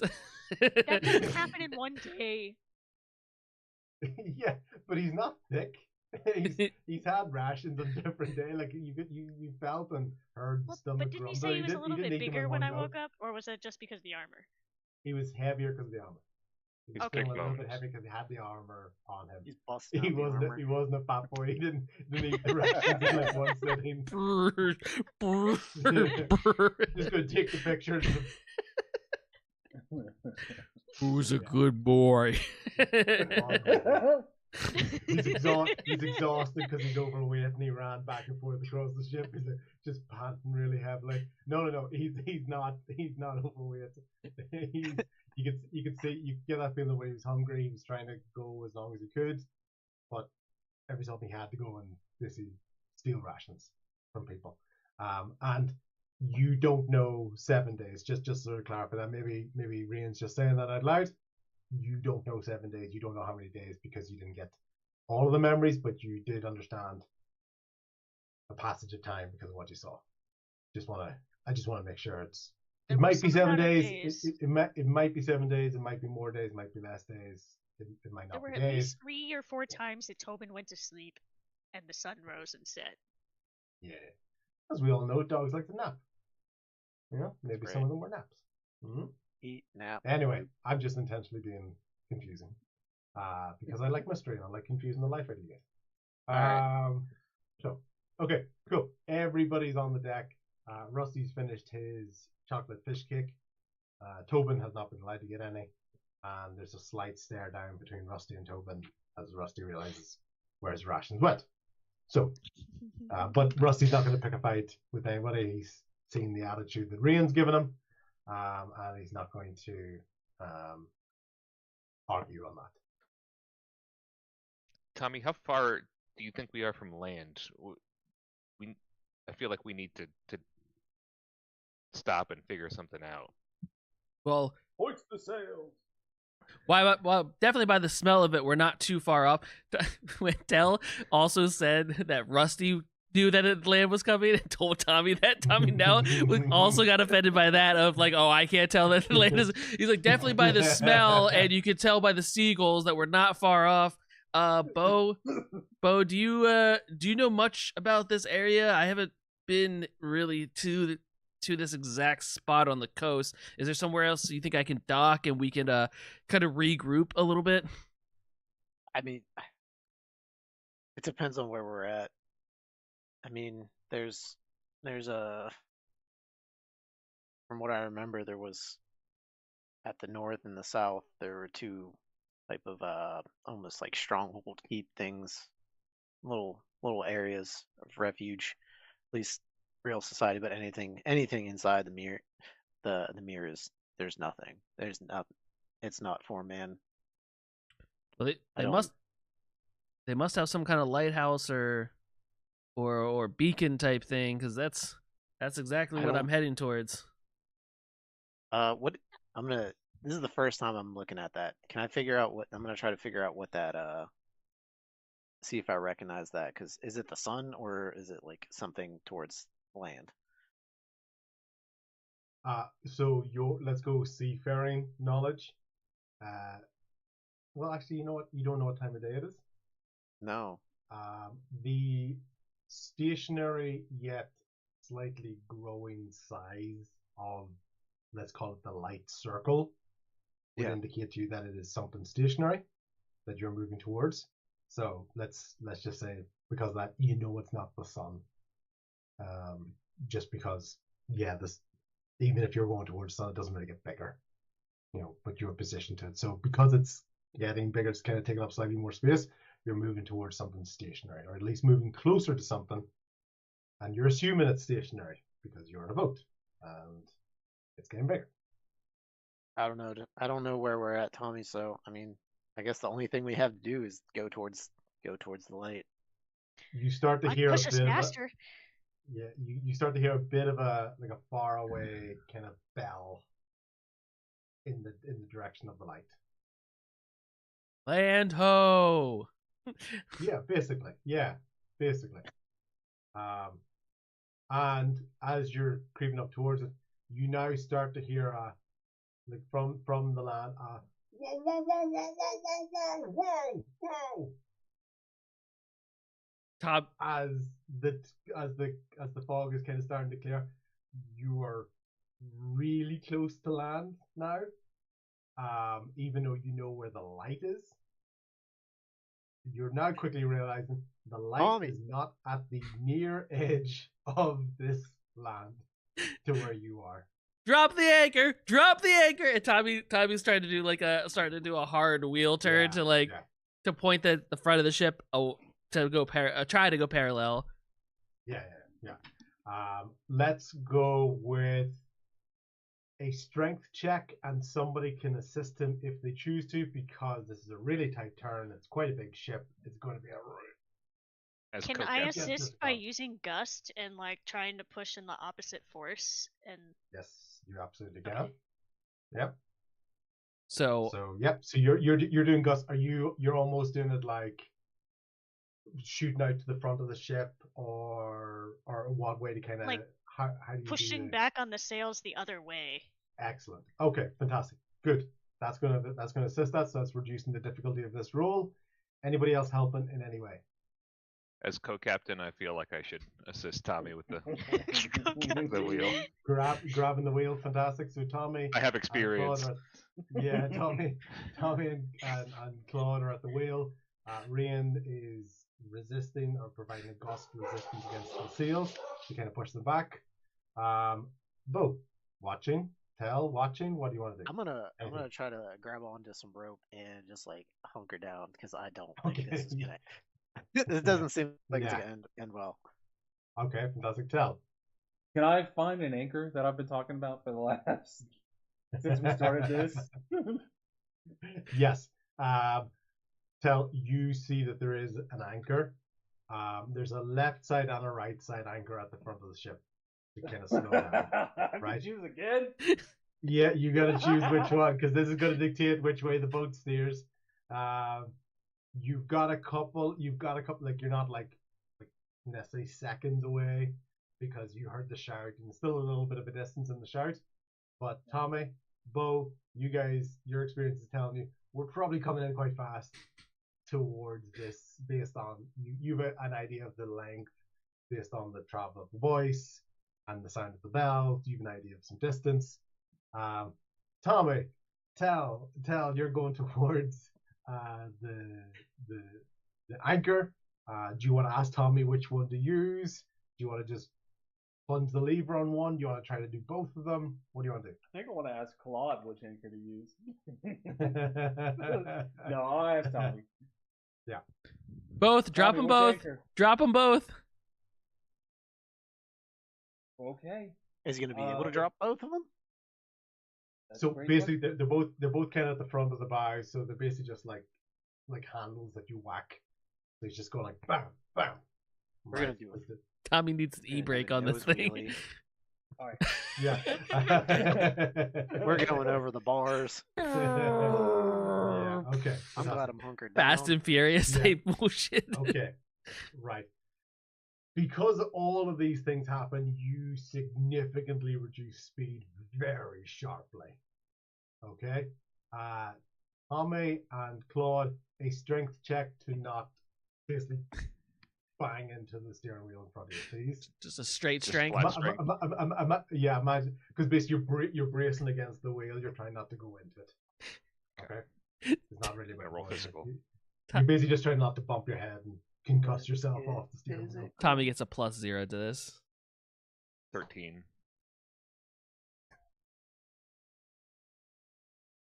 Tommy rolled on that one. Okay. Claude, you brace yourself. Tommy, forehead straight into this big thick steering wheel. You are currently knocked unconscious. Thank goodness I needed some sleep. You are absolutely knocked unconscious on this. Okay, bang, hit the ground. Claude, this is your ship now. Tell you've dropped both the anchors, so the combination of both anchors steering it really tight and Rian's gust resisting that. Bang, Tommy's out. With that there, okay? Really sharp. Tell you were at the front of the ship, okay?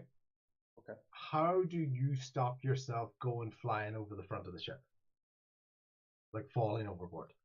Ooh. Bo, you've got the rope, so you're basically going to figure that out in a second.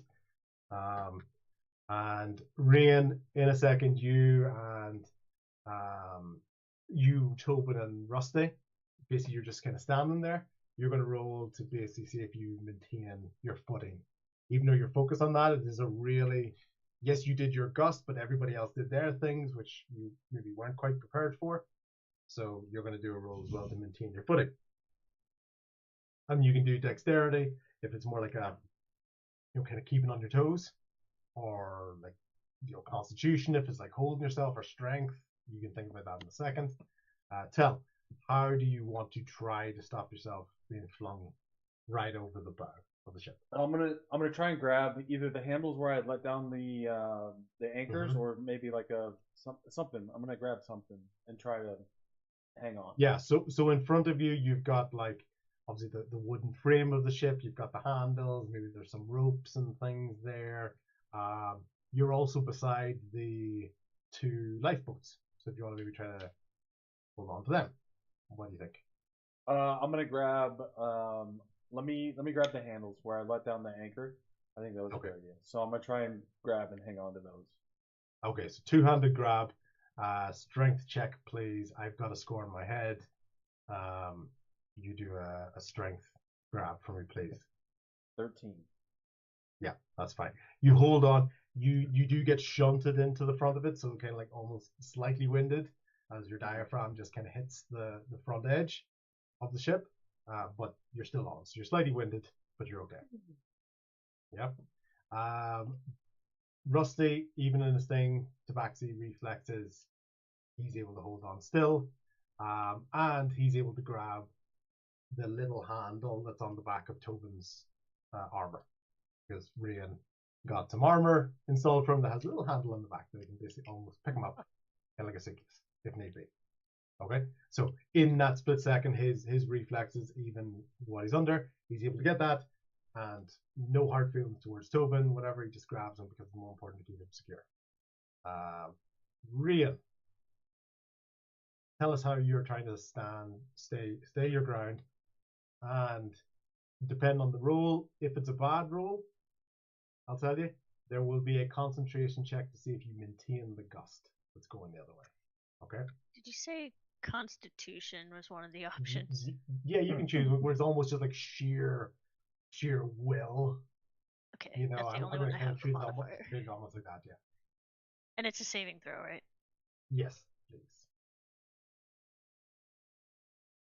11. That's with a +4. Okay.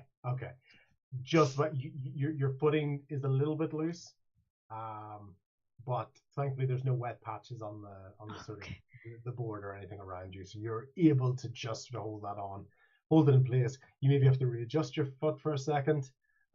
You wouldn't have been able to do anything if Tobin needed help, because you barely held on yourself. But thankfully Rusty's there. Okay, cool. Bo, holding on to the ropes. You're at the front edge of the bow. You've got a compass in your hand. You've got the rope. Split second, go. What are you doing? How are you trying to hold on?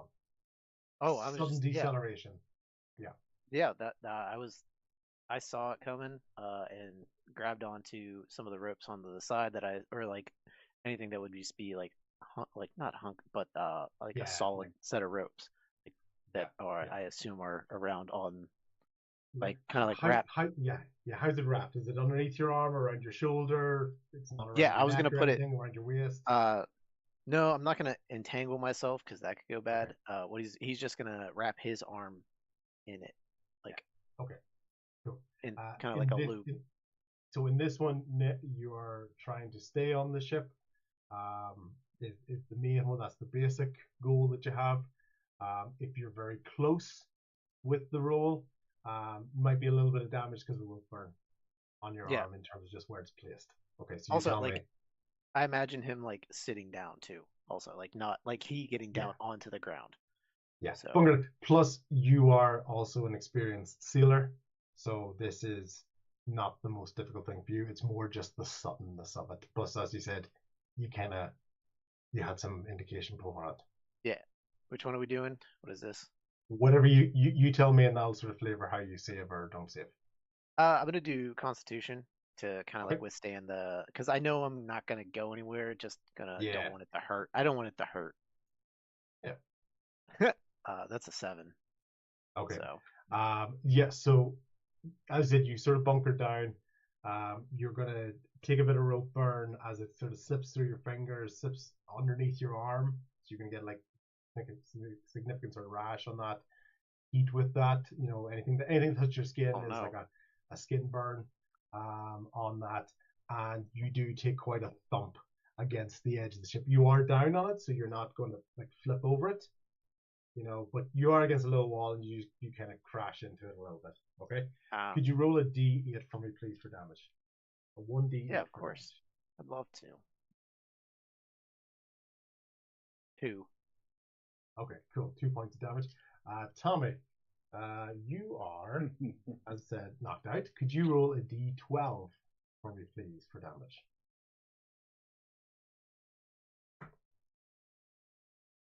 One. Okay, right. So not too much damage, but you may have symptoms of a concussion later on as we go along, because it was a really solid thump to knock you out. Okay, so there might be some concussion related consequences for that. Okay, and your pride is really, really hurt. It took a lot of damage. Your pride took a lot of HP away from that. Okay, I'm still unconscious, Was it- right?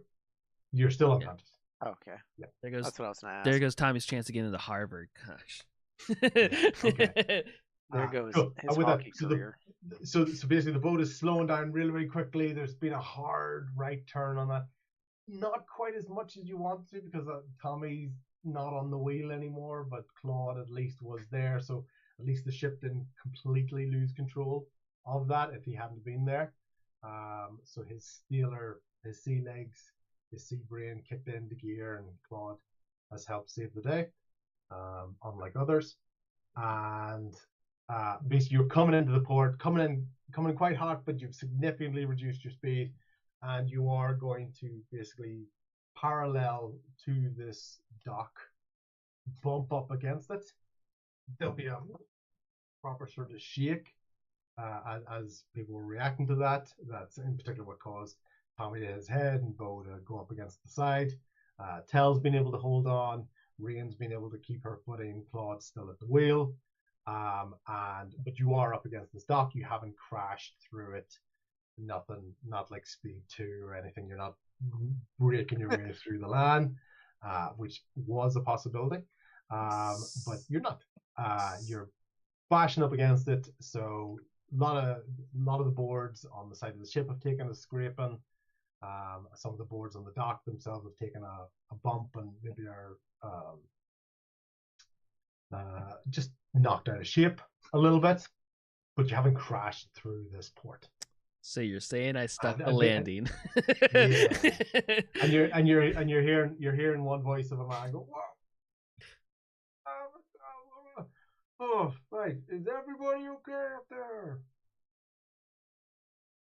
Yeah. Yeah, we're all right. And I'm gonna I'm gonna look at Tommy. Did he go flailing? He just hit the thing and went right into his back. So, boom, just boom, back. I'm gonna go. I'm gonna go see if I can help Tommy. Okay, Like, cool. As slapping his face. you move, you're starting to go. Yeah. It scrapes and burns as you sort of mobility is affected, but it is hindered. Just around feeling the more initial flavor. hits of Yeah. of Yeah. a fall. Plus your back of your neck and it smacked back against the boards and that as well. So yeah. So thankfully not a lot of actual HP damage, but pain. Yeah. I'm gonna go slap Tommy in the face for a medicine check. I don't have smelling Okay. salts or anything like that. So Cool. Can you do a medicine check for me for a medical slap? medical slap. Sure, this will help my concussion. Mm-hmm. It's across the face. It's not on the head. Wait, medicine check. There it is. Can he not do a medicine check if you say the face is not on the head? That's an 8. Yeah, as you can imagine, with that type of thinking, that was quite a high medicine check for you. Yeah. Based on your lack of basic knowledge.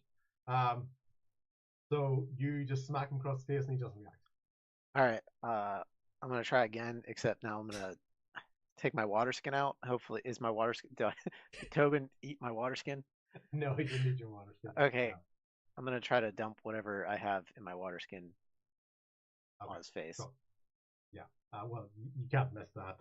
Oh my. Yep. You basically start to come back. Your eyes definitely feel like they're crossed. And you're almost like, you see your forehead is like really warm. It's really like there's proper like blonk. If you were a cartoon character, you'd have one of those lumps properly sort of protruding from your head. Gee, buddy, you never run ashore before? You all right? Hey, how many fingers? Is the ship okay? I don't know. That's not my problem. Did anyone die?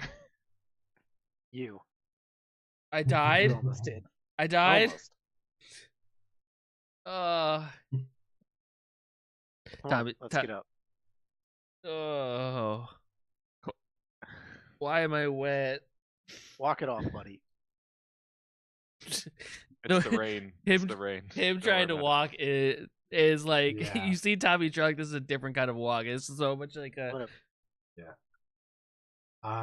Tom, a Constitution saving throw just to make sure you don't throw up because you do definitely have a concussion. It's a good idea to pick people up who just had a concussion, right? Like a head injury. 19. Yeah, so you don't throw up. Okay. This time. Yeah, this time. What happened? So the 19 was a pretty good roll as well. So what I will give it to you is this is not your first injury like this on a boat. So you do kind of feel like you have a way of almost kind of like you get your sea legs back a little bit quicker than maybe somebody else would. Okay. Tommy kind of glances over to the land, sees that we didn't just fall up onto the land, and that his boat is pretty much okay. And he's like, "I think we stuck that landing. Good job, Tommy, your everyone." quick reaction saved us. Thank you. Thank God. You're welcome. You're welcome. That's how you captain a ship. Could learn a thing or two from you. Okay. Cool. You've heard the voice. Everyone okay up there? We're okay. Wave down. Here. Who is that? We see- Who's down there? Where are we? This is Portmaster. Sorry, just make sure I want to say it. I want to make sure I say it correctly. I do have this ready. Portmaster Quail. It's Derek Quail. Are you okay? Yeah, we got one injured up here, but we're all right. You took a hell of a hit. You sure? Like, is your crew okay? Do you need any medical assistance? Tommy, you think you need further medical assistance? I've taken hits before. We'll be fine. Fine. No, we're good. Just gotta walk it off. So basically, at the edge of the port, imagine you're sort of port and there's boards and stuff, and there's a little shack. And this voice is coming from this shack on the right hand side, and you can see an individual on that. And this is he. This is Portmaster Derek Quail. Quail, like the bird? Quayle. So, kind of, but not the same spell, but pronounced the same way. Derek Quayle was the name of this person. Yes, he's the one that's shouting. Yeah. Okay. There's basically there's very little activity on this port city dock. Okay. Which I'm gonna go Bo and Tommy. Tommy with disadvantage, naturally.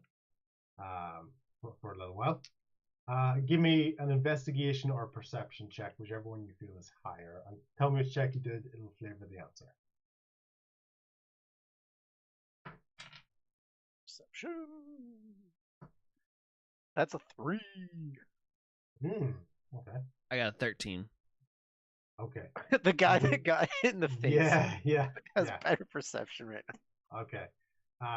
So Bo, the fog and the collision probably distracted you more. If anything, you're still sort of focused on Tommy. I'm watching Tommy. Yeah, like Yeah. Okay. Cool. Tommy, this is pretty quiet for a port. You know, Ja- like of this sort of size, you know, with the light or the bell, whatever this is, weirdly kind of quiet. You obviously don't know what time of day that it is, but there's very little else happening around you at the moment. Like, for example, you were coming into the port, you didn't really see other ships. You know, even when you were sort of crashing in towards the port, it's not like you were going to hit another boat. It was just really the dock. Tommy calls down to the guy. Pretty quiet for this time of the day, right? Tommy, not sure what time of the day it is just like pretty quiet for this time of the day, isn't it? Well, we are a bit slower, but you know the checks need to be done. We are having to take inventories and with everything that's happening, unfortunately, it has had a bit of an impact on business. But I'm going to need you to come off board. I'm going to need you to fill out some forms and get your permits and your dockets and the signatures. And really, we need to be able to know exactly what's coming into town. Sounds like a job for you, Captain. Tommy Paperwork.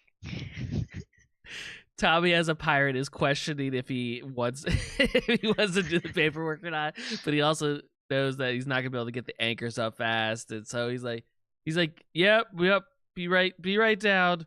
All right, guys, I gotta go handle this and maybe get a little ice for this, and kind of makes his way down like a rope ladder or whatever onto the dock. Yeah. Cool. As you see Derek Quill popping up to you, he's got a clipboard, he's got a log book, he's got lots of things. Really, particular bureaucratic stuff that he's doing, release forms, all that type of stuff. And he's asking you sort of lots of questions of what you're carrying, why you're here, what's your purpose, so I'm not even necessarily saying all the questions. You're kind of hearing this because you're still sort of concussed feeling, so you're not even quite taking in the questions. Yeah, a little bit like that. You're picking out some of the words. Other people can hear them because he's not whispering to you, but you did step a little bit away from the boat. As he's sort of kind of walking there, he's asking everyone, please stay on the boat. We'll come to you in a second. We'll get everyone to do their forms, and we'll let you into the city. Tommy's like, where do we happen to be at the moment? I don't think I've been to this port. What do you mean? Where are you? You're the one that came here. Yeah, see, it was kind of like an emergency stop, but the fog out there got us a little turned around on our way to Luskin. Yeah, well, you are here. You're in Luskin. Perfect, right where I want to be. And Tommy's like looking at the paperwork and filling it out. Anything that says his name, he doesn't put Tommy. He puts Arnold. Okay. And is just like but he can't lie about the name of the ship because it's across the side. So he's just. Yeah. But if there's something with a name, he's not putting his name, and he's putting what's our purpose? And when you do, is it for work or for pleasure? Pleasure. Yeah, he puts pleasure, and there's like probably like a part where it's like how many are on board, and he questions himself if he puts what he started out with, where like his original crew, or just us. Yeah. And he puts just the people that are currently on the boats, and so he excludes the crew that's missing. Okay, cool. And where did you come from? We came from Daggerford. Daggerford. Yeah, and how have Daggerford been dealing with the Jinx? The Jinx. Probably the Jinx. a little differently than you have. How have you guys been doing with it? Tommy just like reverses the question back. Yeah. It's been rough, as you can kind of see. Pretty quiet here. It's normally not that quiet, but that's why we've got to be careful about what comes into the city and what goes out. We got to be careful about what we're being brought in here. And Tommy like starts making up a lie of like that's kind of we're kind of helping out Daggerford heading to Luskan to get more information about the Jinx. So anything you guys could let us know will really help round out the information. Like when did it start? What's kind of been going on? Tommy's fishing for information. Probably the same as you guys. Probably I'd say I think the first sort of sign of things were maybe 15, 16 weeks ago. So Bo, if you remember from the date, somebody suggested that it was 15, 16 weeks since the 2 arcs. Remember when we suggested that? So I'll give you that one because the note taker's going to go so far. But so I'll say 15, 16 weeks for you guys. He's basically going to go about 4 months ago, 3-4 months ago. And like, how have you guys seen like did you guys like was it riots for you guys, or did it just get really quiet, or what was sort of happening? What was I kind of want to know that we're not alone in this. Yeah, it's real rough everywhere. Daggerford, there was definitely some confusion and crowds for sure. Tommy doesn't use the word riot, but are you okay, sir? Your speech is a little bit slurred, and I can see you kind of taken an injury. Do you by any chance want one of your compatriots to help you? Do you want to take a seat on the crate here? Yeah, no, great. Okay. And Tommy sits down. Tommy doesn't want to get Tommy's trying to get more information than he's giving. So he's like, yeah. Yes, And like, so what's like the worst thing that you've all been dealing with here? I think that's kind of been the difficult thing about the Jinx. It's just, well, that's kind of where it gets its name from. It's just been fickle. It's the fickle Jinx has sometimes so many different things happen, almost opposing type of results, and it almost seems like it can change from day to day. It's just, I think that's kind of where it got its name from. Just locally, it's called the fickle Jinx because you're not quite sure what you're going to get. Yeah, it's interesting. It's either being aggression, or other times it's almost lethargic. It's been kind of scary at times, if I'm totally honest. And the fog has been persistent as well. It's gotten worse maybe the last couple of months. And you can kind of see he's kind of reliving stuff in his head, of what's been occurring on that. So yeah, that's where he almost seems a little bit distracted. I'm gonna assume he was still kept an eye on Tommy, though he might not have gone to shore. So I imagine he's like kind of like hanging out. You were at the edge of the boat as well, so yeah. And I can hear him. All right. You can kind of hear him because it's not a loud conversation, because he did get off the boat and move a little bit away. You're maybe picking up the odd word. If you wanted to approach, he's going to be like, you can kind of see him looking at you, and he's not afraid of you getting off the boat, but he's more sort of getting other papers ready. Okay. If you did get off, so I'm gonna shout, Portmaster Quail. Hi. Yep. Hail and well met. My name is Boduk. Are we allowed? Can we come off? Get off the. I would ask that you come off at least one at a time or single file. There is a bit of paperwork that we need to do. We just need to, control what's coming in and out. You're free to come in. We're just asking that that information is given so we can better prepare and protect ourselves. Well, would I be allowed to come down now, or do I need to? Yes, sir. I think it would actually be helpful for your friend here. I'm going to ask him to take a seat on the crate here, as Tommy sort of rubbing his head with that as well. All right, I'm gonna clamber down. Yeah. Okay. Cool. Yeah, he's taken quite a hit to the head just now. In that. Yeah. That. Are you the captain? Oh, I'm the me? captain. No. This. I'm the captain. He's the cap. Okay. He is the captain. I'm the captain. We have our. I believe our second mate is still on board, or. No, who was that? Assistant to the regional captain. Yeah. But that's not me. But I'm here to check in on him.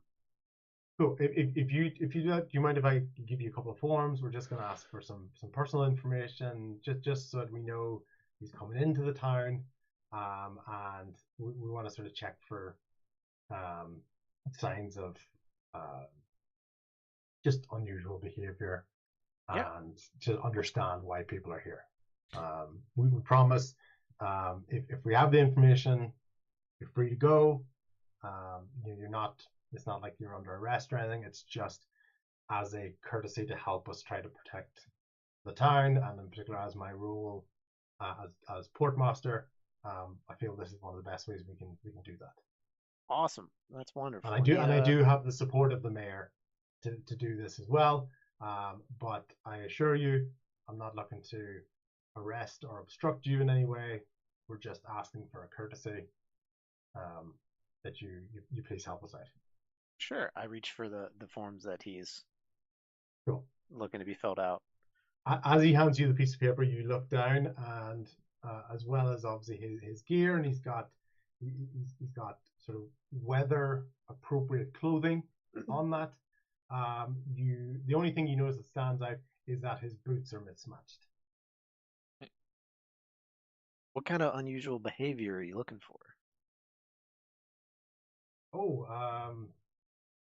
Really, it's more about we've seen aggressive tendencies.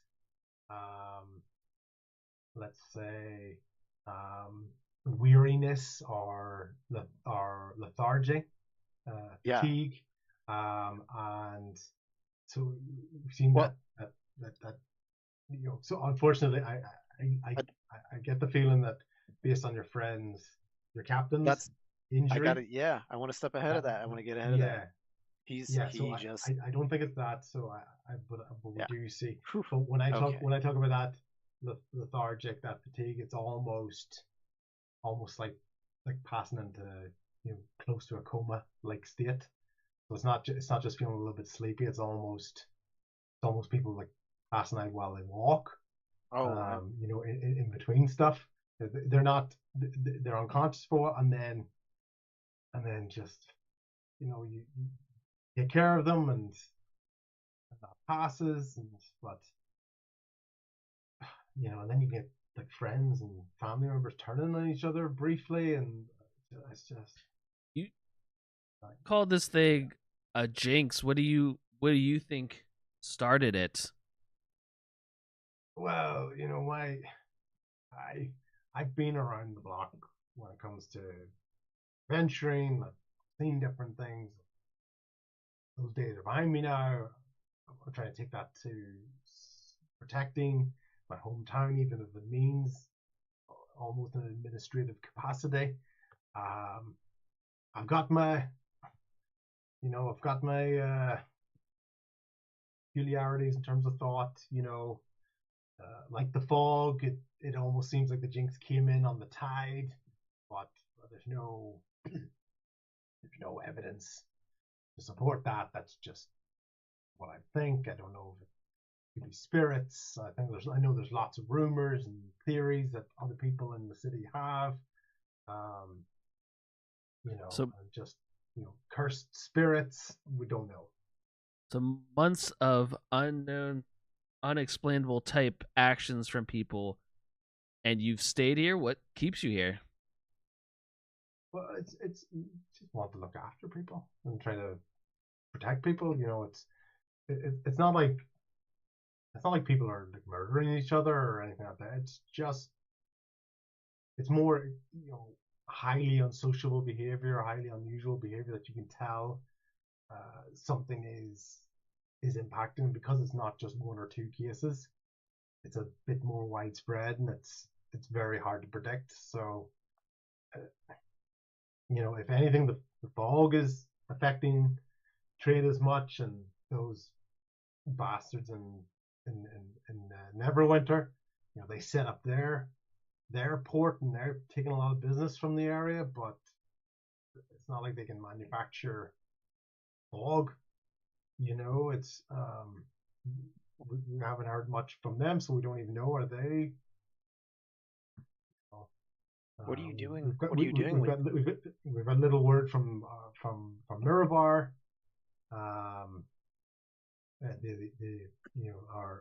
Our sort of twin town to the east. We've heard very little from them. I'm feeling a little bit cut off, so I just don't want to abandon people. What are you doing with the people that are the unruly? Are you like on a quarantine right now? We haven't gone as formal as that. We're trying to be more proactive, and cautious. But it's not like it's just happening. We're not sure. We don't think it's just happening to us. But we are trying our best, and obviously resources and things are being strained. They're being stretched.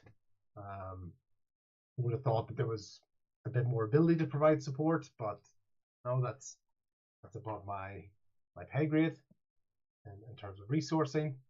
I'm just here to kind of look after the docks and try to at least cater this potential route.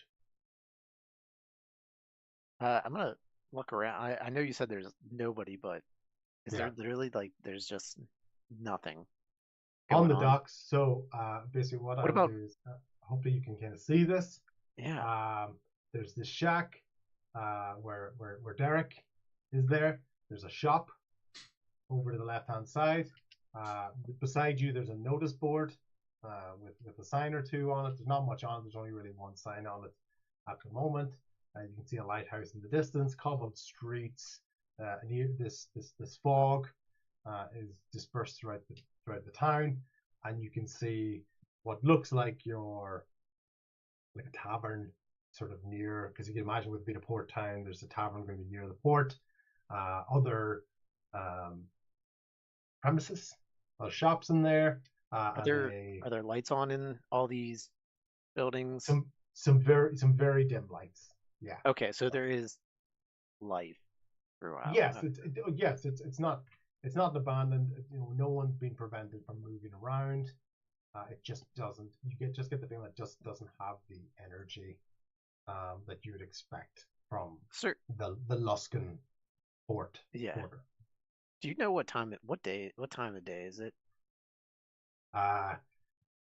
Tis 3 in the afternoon.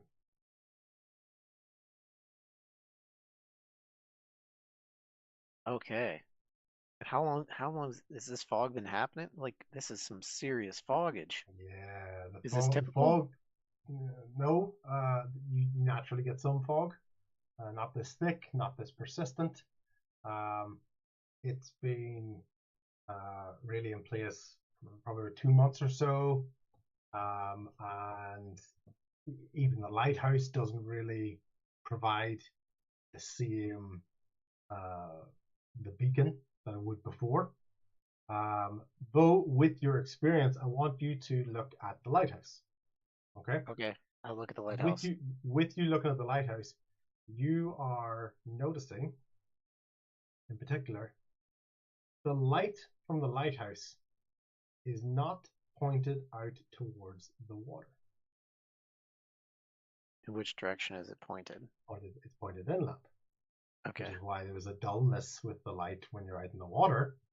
Not quite as Well- bright and beaconing, but for some reason it seems to be pointed inwards. And my drawing is inaccurate. I drew it. So Gonna have to you redo were that. you were almost kind of seeing like the side of the light, Yeah. sort of thing. So that's one thing to kind of, especially with your boating experience. It's only really when you look at it, yes, the fog was there and you were looking at it, but when you were kind of to look out at that, I've also got this image here. I couldn't get this one to be right. I couldn't get one to work, but let's say, yes, the light is there, but pointing inland. So not, I know this one has the water here, but let's say it's inland. I don't know. There's a mountain over there. Anyway. And yeah, and so it's kind of it's point inland, which is what stands out to you as being different. It's about it is about half a kilometer away. So that's why even though you saw the light of the lighthouse and it was bright but another way, it wasn't exactly where the port was. You'd still call it the Luskin. You'd still call it the Luskin Lighthouse, but that's why the port kind of crept up on you guys. Another question: has the this is going to sound bizarre considering the circumstances that your town's going through. Has the circus been through? Ooh, no, but it's coming. There has been the promotional tour. But, terrific. you know, it's you know, maybe it could bring a bit of business with it. How do you think that? How are you going to approach that? Are you going to let? I think that the same. I think the people need a distraction. I think we'll still do our paperwork to be able to see what comes and what goes. We don't want to be able to track people, but we do want to be able to do something that we can try to figure out what is working and what is not working. So that's what we're here for, the pleasure. And then Tommy kind of comes up, all right, hey crew, let's come on down, get some of this paperwork figured out, and maybe we can find a place to stay or something. Kind of just calling up the ship to try and get everybody else to come down off the ship. Just goes one at a time, please. Just single file. We'll get it. We'll get it all handled. My crew is very organized, and Tommy's trying to get everyone down and get the paperwork kind of going, but he wants. He can tell this guy wants to stay organized, and Tommy wants to make it a little chaotic for him in the hopes that I can maybe just pocket my own paperwork while handling the shuffles of everyone else's paper. So he's beckoning everybody down. Yeah.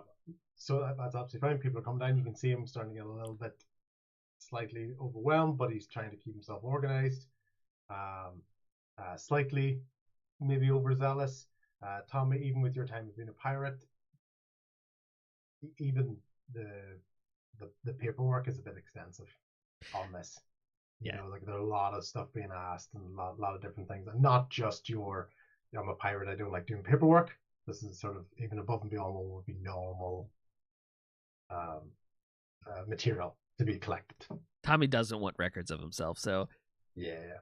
So instead of just straight saying no, he has filled out as much fake as he can, but he wants to use everybody else's stuff that they're probably, if whoever does fill it out or does or refuses, but he wants the mix of the papers to kind of make it so that his paperwork goes in his pocket. Okay, cool. Good. So he's doing that, and everyone else is coming on board. How is everyone else reacting to sort of being asked to do paperwork or fill out this information? And he's asking, have you got any food or livestock on the ship? Has anybody feeling any symptoms of aggression or fatigue?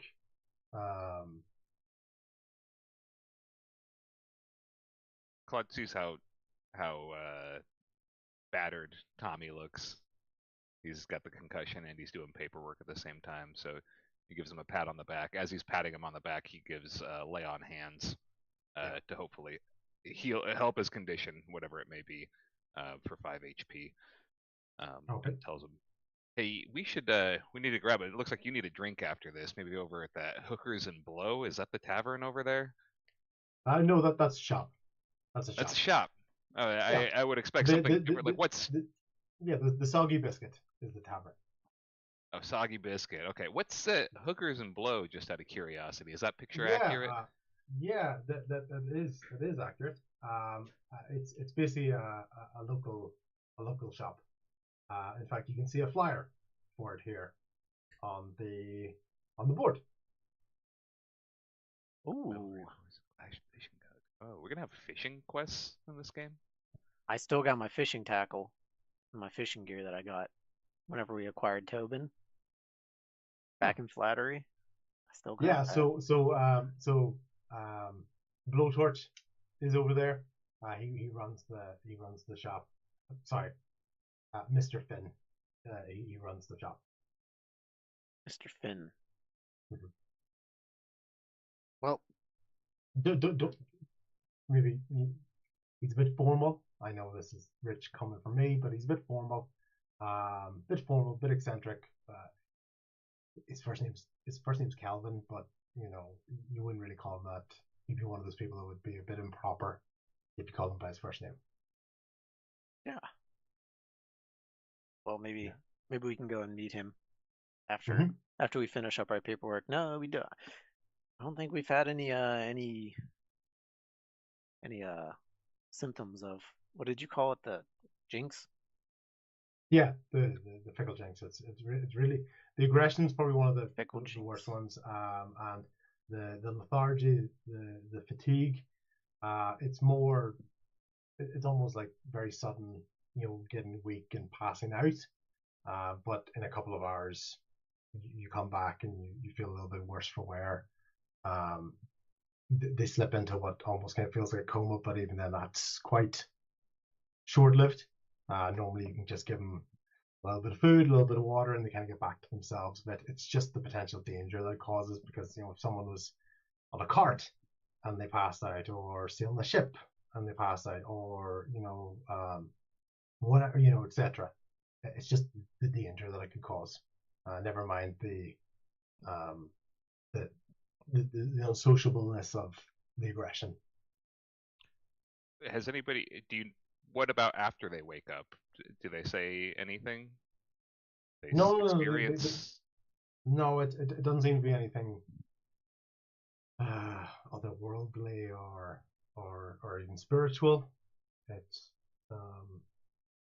yeah, I know there's lots of rumors going around. You can ask people about the rumors and the thoughts. As you can imagine, when people don't have answers, these things are rife for speculation. But just know I know this old sea dog. We're a superstitious bunch. But I just don't know what this could be. Don't say anything else. Superstitious. Is that why you got the mismatched boots there? Yeah, you noticed. Yeah, that just keeps the cursed sea spirits guessing. As if so it's just something I've kind of been doing for a while now. It seems to have helped me so far, but I think at this stage it's probably just more out of comfort than anything. Hear that? So basically, any form that you guys are filling out, he's getting to the bottom and he's doing his initials on it. So he's just DQ, DQ, DQ at the bottom of your forms, and he's stamping it and DQ'd, etc. And the log for the ship and DQ, etc. As he's working through. Well, sir, it was. Are we free to mosey on then? Yeah, absolutely. You can thank your friends there.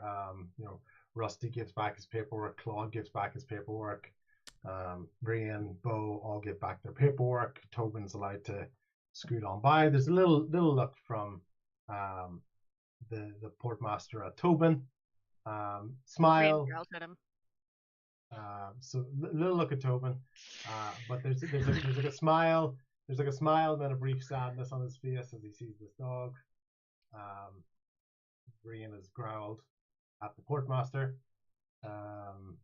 for that, which just kind of brings him back into the moment, and he turns back around to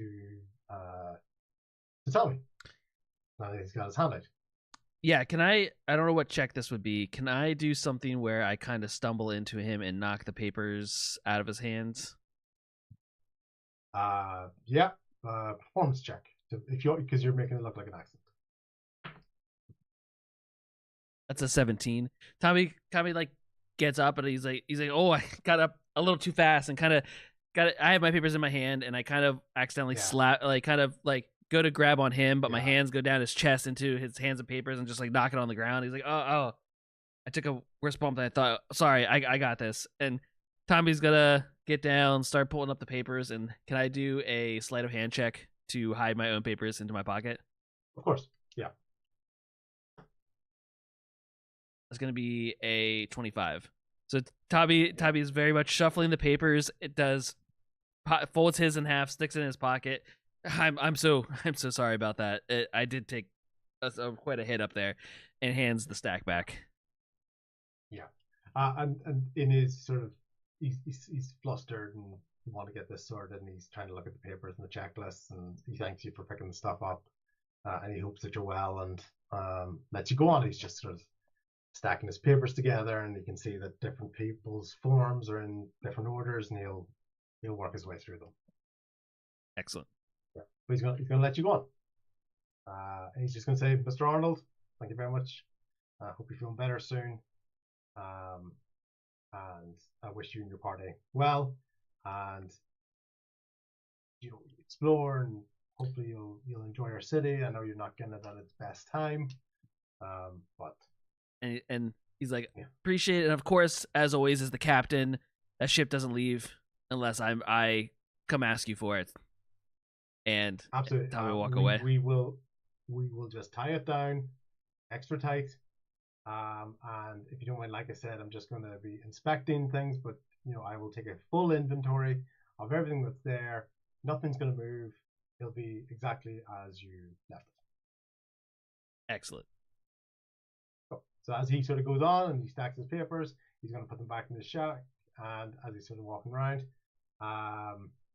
and he's basically going to get ready to look at the ship. I was gonna lean over to Tommy and be like, "So is this Arnold? Is that your alias?"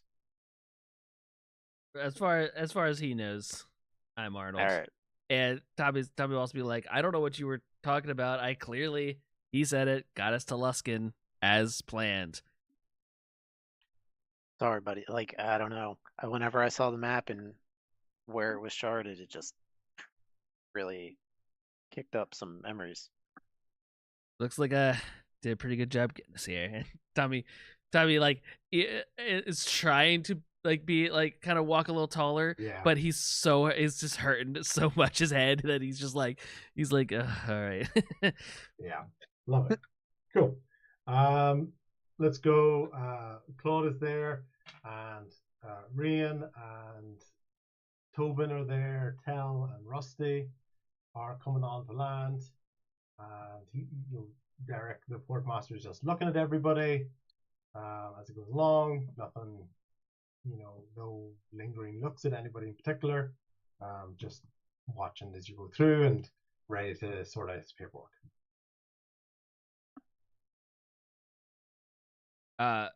So gang, he mentioned that we got ahead of the circus like we planned. So the circus should be coming around. Maybe we can get a little information how far out they might be. But I think this is a good place to maybe stop and regroup a little bit. And I can work on gathering a crew. Tommy just is kind of like looking around to see, he's looking for whatever that tavern was, or really to see if there's any groups of people talking at all. Yeah. Okay. So from this location, you're going to leave Derek behind you. You've got the Sea Shack shop over here. 5 times fast. That was on the. Yeah. I know. The only leaflets that were on the board where Freaky Deeks Circus, and for Hookers and Blow, the Sea Shack. And I personally love making up this one. And so you've got that, and then you can see a little sign here, which is the Soggy Biscuit Tavern. So you can tell us near the port town. You can see obviously some residential buildings. You can see a few shops, and you can see the lighthouse, and you can see a official looking stone building in the middle of the city over there. Do you guys think where you think we should head next? Do you think we should head to the biscuit, the soggy biscuit, or find somewhere else with more information? I mean, is there better information than a tavern? Tommy looks like he could use a drink. You're here. Let's go. Okay, What if it does. what if Tommy hit in his head? Actually, I do a 180 in his personality, and he's like, "That doesn't sound good to me. I don't think I would prefer a fine water and perhaps a nice library to find a book." That sounds like a jinx. symptom. It sounds like a symptom of the jinx to me. Yeah, Is exactly correct. Okay, so we're gonna go to the Soggy Biscuits. Love these Oh, neat. names, by the way. Thank you very Yeah. much. Soggy Biscuit is a classic, dull, very weathered tavern. Okay, lots of wood, lots of creaking boards. You can see it's been very weather worn. And there is a half-elf bartender with a strong stare watching you as you come in. And there are patrons in around there. A few of them are talking, a few of them are sitting on their own. Not overly loud. There's no music or anything. And maybe a few flyers and things on the bar as well. So you can see this bartender is basically eyeing you up as you come in. As you can imagine, you're new to the area. She doesn't know you, which you would probably know everybody else in the town, or they come into this area. And you can see lots of men who you could probably easily describe them, fishermen, sailors, that type of an establishment. I mean, this is your kind of tavern, huh? Yeah. Usually I'm pretty up for these kind of things. But Tommy, like as soon as we get in, kind of just gets to finds the closest table that might be open and kind of sits down. He's as much as he would love to have a drink, he's still really nursing his head. Okay, cool. Let's maybe grab a seat for a minute and Do you want to sit near the front, near the door? Do you want to sit in the back a little bit, sort of on your own? Do you want to sit at the bar? What do you want to do? Tommy probably grabs a table towards the back. Tommy, I think, is a little more. He has in his mind about finding a crew, and I think he's just kind of people watching for a minute, just kind of just like looking around to see if there's any potential people he could get to join the ship. As you're walking, who's going to join Tommy towards the back, or who's going to do anything, and then I'll sort of figure out who hears or sees what. Go ahead, Rian. Ryan's just gonna go to the bartender and ask for a dish of water for Tobin and take it over to the table that Yeah. Tommy sat at. Cool. She gives you the dish of water, and she also gives you a bottle of rum. She goes, just keep your pirate friend in line. Got it. I'll just put it down in front of Tommy. Yeah. Here you are. So just On right the off the house. bat. Yeah. I'll, So, Mind if I'll I also go do? to the bar. Claude's at the bar. Rian's got the water for Tobin and the rum, which is both rich in smelling and heavy in intention that she has basically seen through Tommy. So you- She's not, yeah, she's sharp, keen eye, and right off the bat she's like, run for the pirate. Did I was you? gonna sit at the Claude, table. with Claude, Tommy. Claude's at the bar. We'll come back to Tommy and Rain in a second. Bo, Tell, and Claude. What do you want to do? I'm gonna head to the table with Tommy. Okay. And I'm gonna. Obviously there's no entertainment going on. So, how's the vibe feeling? Is it feeling kind of somber in here? Can I do There's a few vibe check? There's a few drinking on their own. The table of men that you can kind of see over here, let's call them unremarkable individuals, are having a bit of a debate, and you can hear them basically discussing and disagreeing, and you get the feeling that the only real topic of conversation is either what the hell's going on with the fog, or what about this jinx. Yeah, and if you're sort of listening on, you can hear one or two of those theories or rumors in a second. Yeah. Two unextraordinary gentlemen. I'm gonna sit at the table with Tommy and start playing like a low somber tune on the lute, on George's lute. Yeah, one of the gentlemen at the edge of the bar just turns around and goes, "Sorry, excuse me, sir. Would you mind stop playing?" Oh, yeah, of course. Just Good. trying to keep busy. No, I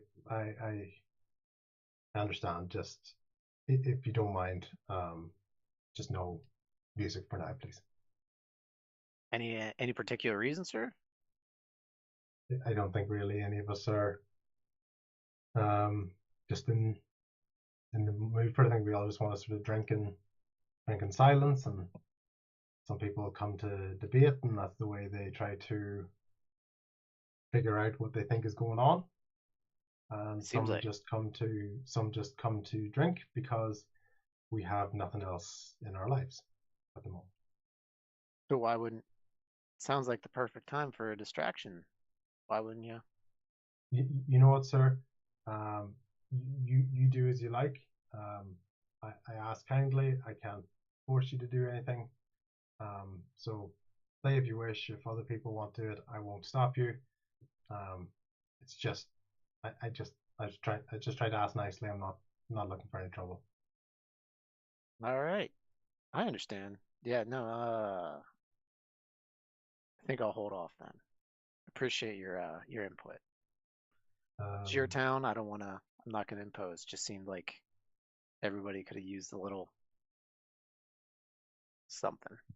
I understand, but I appreciate you meeting my request. I think Let's Bo's ease gonna. the tensions here. Can I step in? Yeah, of course. Yeah, punch him in the face. No. What are they drinking? We I don't know, it's just there's rum for the pirates. There's just standard ale. There's no more Chesterfield left. No more Chesterfield. No more Chesterfield left. The barrels that came in from the circus, they're gone as well. So it's just standard ale. It's just a local recipe. All right, let me get Tommy a drink. He's been through enough. I'll buy his rum for him, and then let me get this loser a freaking ale. I'm thinking loser in my head, but he sucks. Let me get him an ale. Let's ease the tensions here. I can feel. As the former slave, you're very, very sympathetic to other people's causes and troubles. So, yeah. I feel like I've been too mean today. I've got to cool it down. As he calls him a loser. You've been too mean to loser, yeah. But, and you know what? The gentleman looks in and goes, "Thank you very much, sir. You and your group. welcome Duskin. Sorry, we didn't meet under better circumstances, but appreciate the drink and appreciate the opportunity for self-reflection. You're welcome. Happy to provide.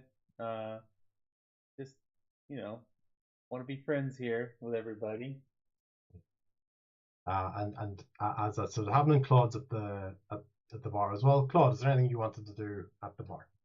Yeah, so Claude's gonna order just a round for everybody from the bartender. He immediately Yeah, okay. does not like this guy talking to Bo, but he focuses on the bartender because he addresses her. A round for me and my friends, please. And have you had an influx of sailors recently? People that haven't been around before? Yeah. So you can just go. No, used to. Things have been slow. There hasn't been a lot of sailors, just more locals. When's the last time a group came in from out of town?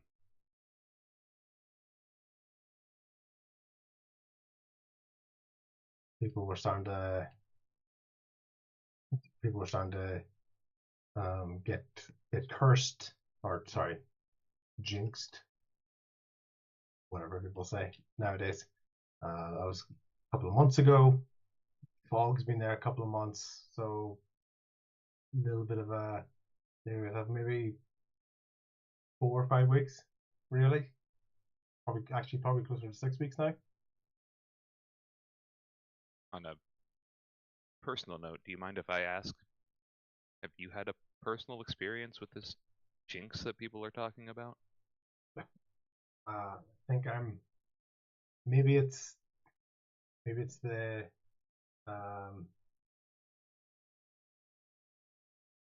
maybe it's my ears that have kept me from being infected. Maybe I'm just lucky. But I'm in this town on my own. And your name is, sir? Claude Marcel Brightward.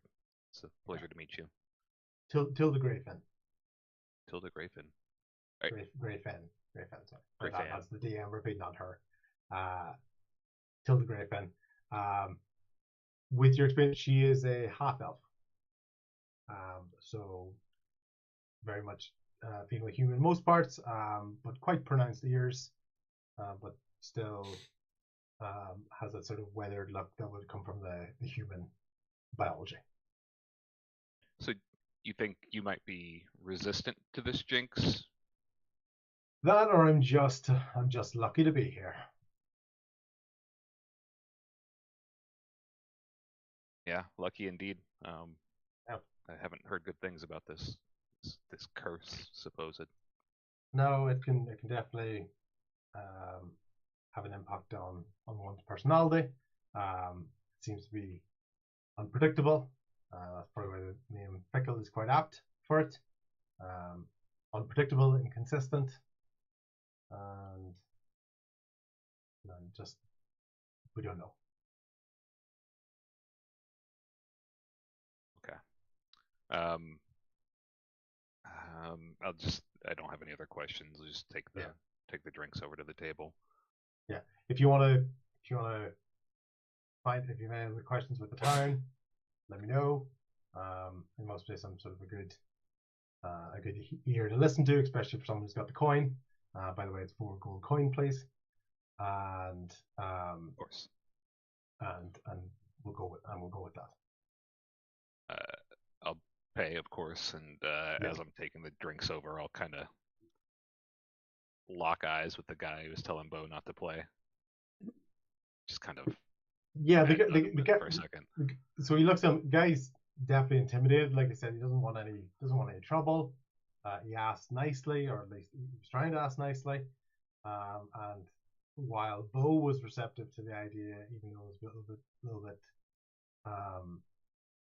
little bit of resistance, a little bit trying to convince, both Tell and Claude have come at him with a bit of an attitude, which is not making him feel particularly comfortable. Hey, I was so being he's actually, nice. you had an expression that called me a loser. And with that, he's basically going to finish the drink. I'm just going to say, Tilda, thank you very much. I'm going to go on here. Gentlemen, lady, excuse me. And he's just going to kind of scuttle out. I won't say anything else. I'll just take the drinks. I didn't say anything to him at all, but I won't. Yeah, just the angry stare. You said, Just the- you said enough with your actions. Yeah. Yeah. Okay. Cool. Now You that guys he's are in the left- tavern. You're all sort of Yeah. sitting down. You can hear the group behind you sort of chatting away, and you're sort of trying to get your bearings in this time. Now that he's left, I'm gonna start playing again. When you're doing that, Tilda doesn't really pay attention. You get the feeling when she hears the notes, probably been the first time in a little while she's heard music. Yeah. You can see like an old chalkboard where there were, bits and pieces rubbed out on it. You can see some names, sort of written on it and some scratched out. Like you can read that if you want to. And the other men are more consumed with their conversation. Really was just that guy who didn't want me playing music. The only one brave enough to say something. That's right. Oh. A genuinely nice guy, and you guys treat him like a fucking bastard. Like, how dare you? Like, I'm just glad you're not the sort of party that's murder hobo, because like I was like, that guy's afraid he's gonna get killed if it's a murder hobo party. So okay. Murder hobo party. Who doesn't like music? I mean, come on. Anyway, I'll let the group know what Tilda said, that this curse, that she believes that maybe her half-elf heritage makes her resistant to it. So I don't know.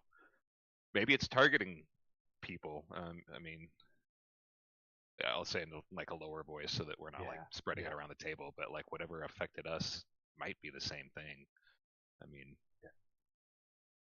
That's where you kind of hear the other guys at the table sort of, they kind of hear your theory and they're like, oh, is that what you think? Is that what you think? No. It's that fog.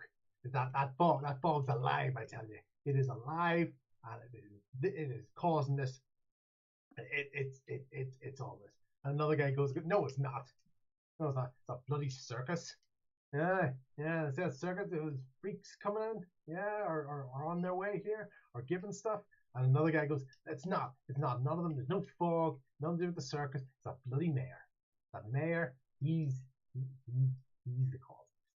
Someone else goes, no, it's not. It's Neverwinter. Or it's Mirabar. It's one of those ones.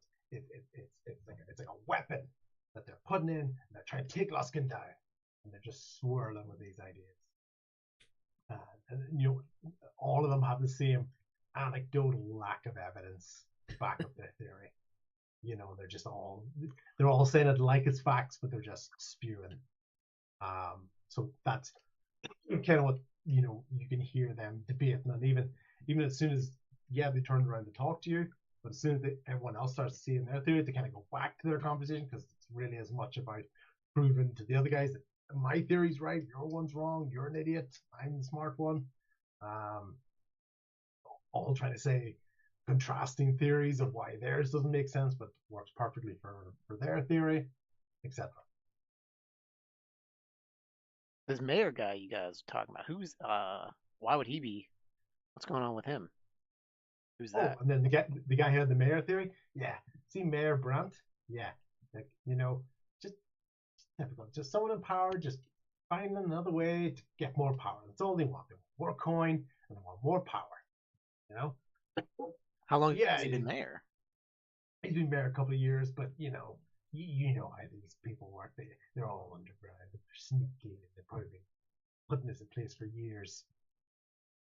But you got I don't care that he won the last election. Don't care that just because someone gets the popular vote, it doesn't mean anything. People are sheep. Yeah. And then the other ones are basically fighting against, no, Tom, he's a good mayor. Try his best. He's got a good, come from a good family. You know, he wants to look after the place. You know, what really would he get to gain from?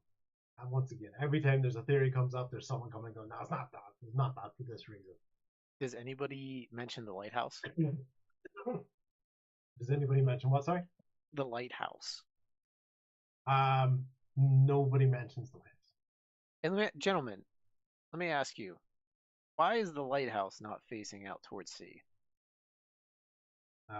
Well, the lighthouse is not pointed towards sea, because the keeper, Calric Hollow, yeah, nobody's seen him. Nobody's seen him for a couple of months now. I know he's a bit of a hermit, and you know he used to do traveling and adventuring beforehand, but no one's seen him. A couple of months. He was always a solitary character, but he was always a friendly character. And then just even less and less appearances, and even more secluded. And then just one day the lighthouse is no longer pointing out to sea, it's pointing inland, and no one's seen him since. Why has nobody fixed it? Is it like? Do you know how to fix a lighthouse? I don't. You can't say there's only one person in this town that knows how to operate a lighthouse. You're free to check it, my friend. At the end of the day, I'm in town. I don't need a lighthouse. You know, if it wasn't for that incompetence, we wouldn't have ran ashore like we did. True.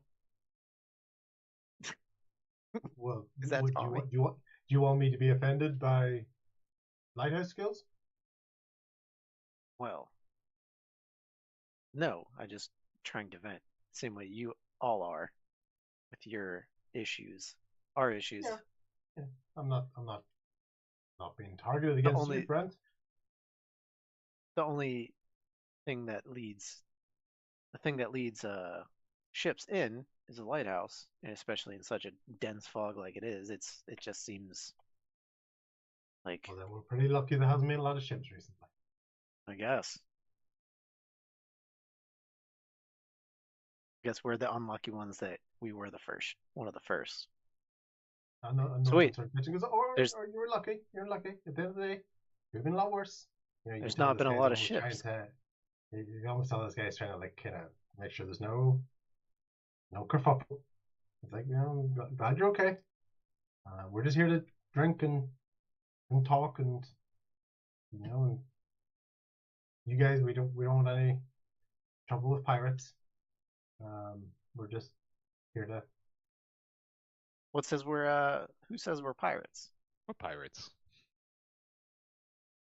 Oh, that's just called a gut instinct. We see your friend over there. We've unfortunately had before we can kind of sense a pirate from a while off. So if you're not, we don't mean to offend. We're not even. We had a feeling. We had this feeling when you walked in, and everyone's still sitting here and talking. So one individual in a group makes the group a group of pirates. You often find one pirate amongst a group of pirates. I think that's a pretty reasonable thought process. If you're not, I apologize. Captain Tommy is a respectable sailor. You're here. Oh, Tommy. Okay. Right, okay. Oh, nice to meet you. I mean, Captain Arnold. Tommy. Here. Captain Tommy Arnold. Tommy would normally, like, if there was some pirate hate going on, would stand up, but he's had such a breakdown of a day that he's questioned if he still is a pirate. He's just kind of just the most quiet and down you've seen Tommy. He's just kind of, he's drinking some of the rum and just very quiet. Yeah. Okay, that's fine. And they just kind of go back to their talking. And you hear one of them even just talking about things like, "Oh, did you see the new issue is out? Oh yeah, it was a good one. There's some pretty crazy stuff in there. But we'll see what there is, and whisper, and we'll talk about things like the Jinx and the fog, and maybe how's the fishing been, and they'll talk about Blowtorch, and they'll talk about the mayor, and they'll talk about that scaly fellow, and the little one, and things like that. Sounds like an awful lot of people. I'm gonna turn so with all of us at the table, I'm gonna ask what do you guys think we should do? I mean, it sounds like there's a lot going on in here, but well, in here as in the town. Think we should investigate any of this? I'm very curious about this lighthouse. I'm actually kind of worked up about it. The fact that nobody has done anything to fix it. I mean, we would be in a better place. Tommy wouldn't have wrecked the ship. Almost wrecked the ship. I guess How we didn't long really. were we expecting to be here waiting for the circus? I don't know. I guess we could. I don't think we asked anybody about that. I just know we beat the circus. So we might want to find lodging for at least a few days before we start running around with nowhere to have a sort of command center. I mean, we have a ship, but Do we have to It's sign full of- paperwork every time we get off the ship? it's also full of. Yeah, Tilda will be like, yeah, if you want to deal with old Double Q, There's right all- there. yeah. And then you can get the guys kind of laughing because his checks have become ridiculous recently. like it takes almost double the time, double Q, double the time to get through. So yeah, pretty much anytime you go on and off that ship, you'd have to do paperwork. Tilda goes, there's rooms here as well if you want them, and so it's up to yourselves from there.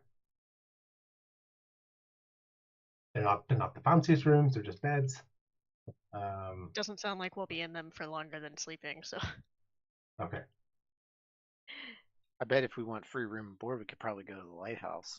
Sounds like there's no way there. Free But I sounds don't know good. how about many the, beds do you expect there to be in a lighthouse? You're a Enough to solitary party. lighthouse keeper. It's a good point. We can stay here so then we can hear gossip at the end of the night, I guess. Sounds like a good idea. Sounds like an Lighthouse. idea. Lighthouse is as good a hunch as any. I can We go could always look for- go see the mayor too. Tommy 'Cause goes it's to the already- mayor. middle of the afternoon, going into evening. We can board here and then look for clues or chase down leads the next day. Yeah. Hey, Miss. When can we expect the circus to come into town? Do you happen to know? When it was, we're expecting it maybe. I'd say it's about 7 to 10 days from here. It's on the sort of loop. So I know it's obviously got things like I know it's got a mirror bar to go to as well. We haven't heard any sort of reviews from them yet, but we haven't really heard much from Mirror Bar yet. And then there's the road in between that, so they haven't even got the Mirror Bar, and they're coming back round. So that's in terms of where you'd probably meet them on the road as well, but in terms of where they actually have a full tent set up, probably about 7 to 10 days. Yeah.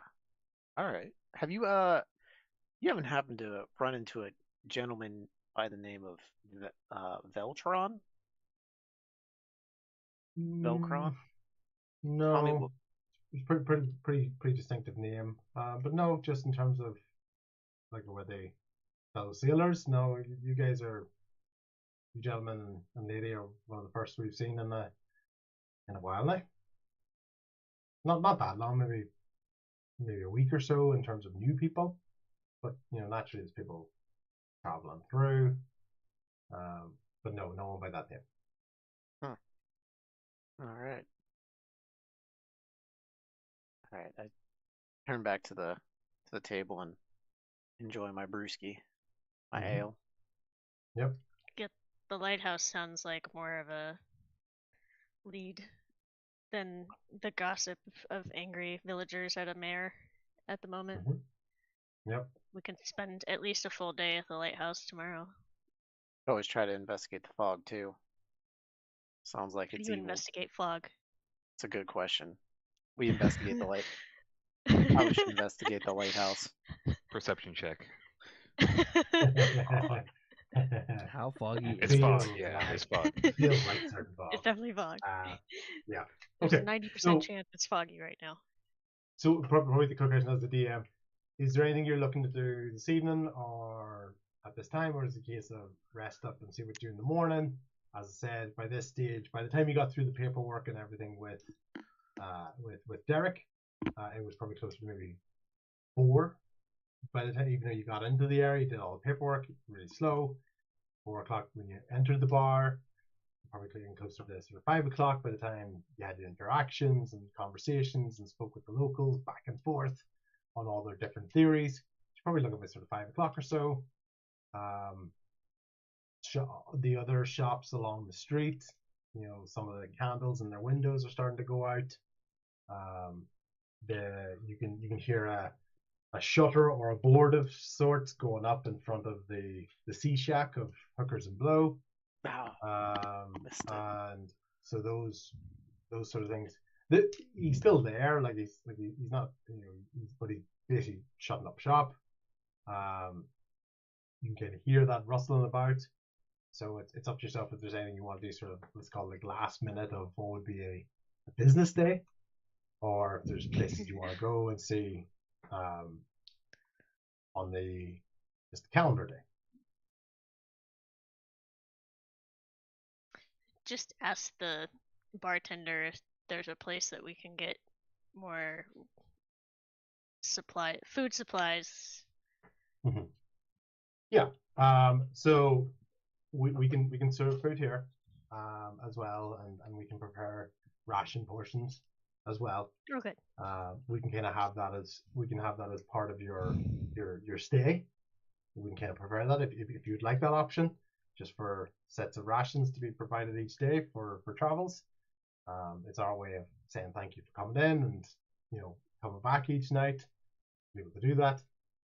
And then there's also stores for sort of adventuring supplies or even just clothing. For example, the 2 main ones in this street is the Barrel and the Blade.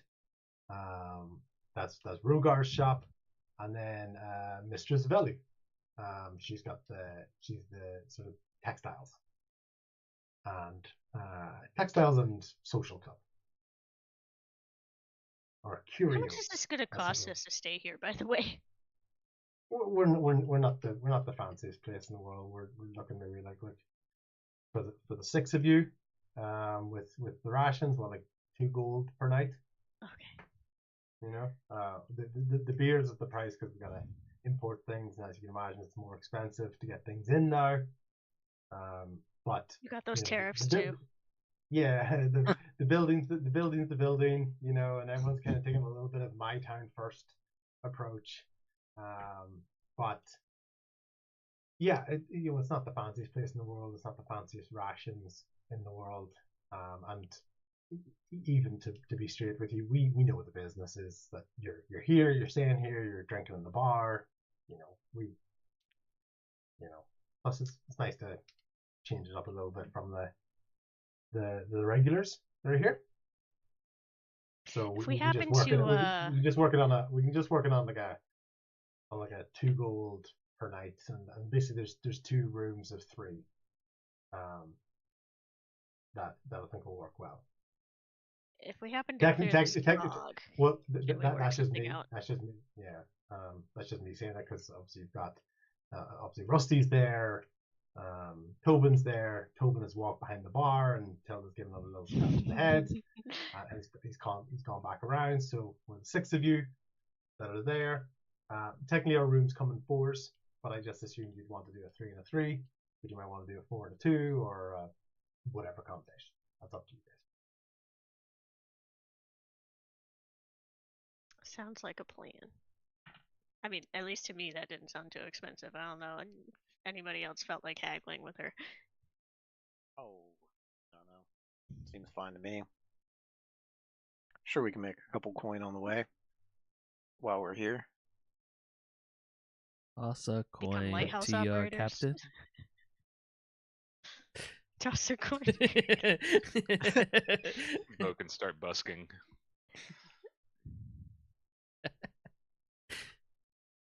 So what are we gonna call it a night then? Start fresh. I mean, I'm not sure how much sleep I was we gonna say need, because we but- need sleep. I mean, it's been a Probably pretty looks like he stressful needs a day. rest. Yeah, that's what they say after. Some of a us good definitely haven't concussion. slept, so Take they're a nap. so looking forward to sleep. I gave him some healing. He'll be alright. Yeah. Do you have a tonic for concussions? We do. We have a bucket of ice water. That I mean, we could might as work. well keep it upstairs just in case Tommy doesn't wake up. Yeah. We can Uh, splash him awake. So basically, Yeah. she basically offers you 2 buckets. One is filled with ice water. One is just a bucket so that you don't mess up my floors. Excellent. Cool. I think that's kind of a natural point just for this game session wise. There's always kind of that nice balance where it's like, want to give these options you can do, but don't necessarily want to paralyze you with with choice. But don't want to. It's getting that nice balance. But there's some good stuff here for listening. Yay. We're gonna solve all this town's problems. Yeah. I'll be right back, everyone.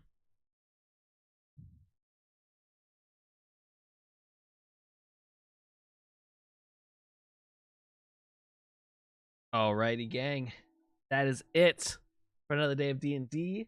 As always, I'll end up getting this edited and put it up on the YouTube channel for people if you missed part of the start or anything like that. Do you want to watch it back? I'll edit it up. I should be live next week, Tuesday, Thursday, Friday, 6 Eastern. Tuesday and Thursday, we're playing a new game, a new simulator game that I'm very excited about. It's gonna be fun. What up, Fluff? Catch us right at the end.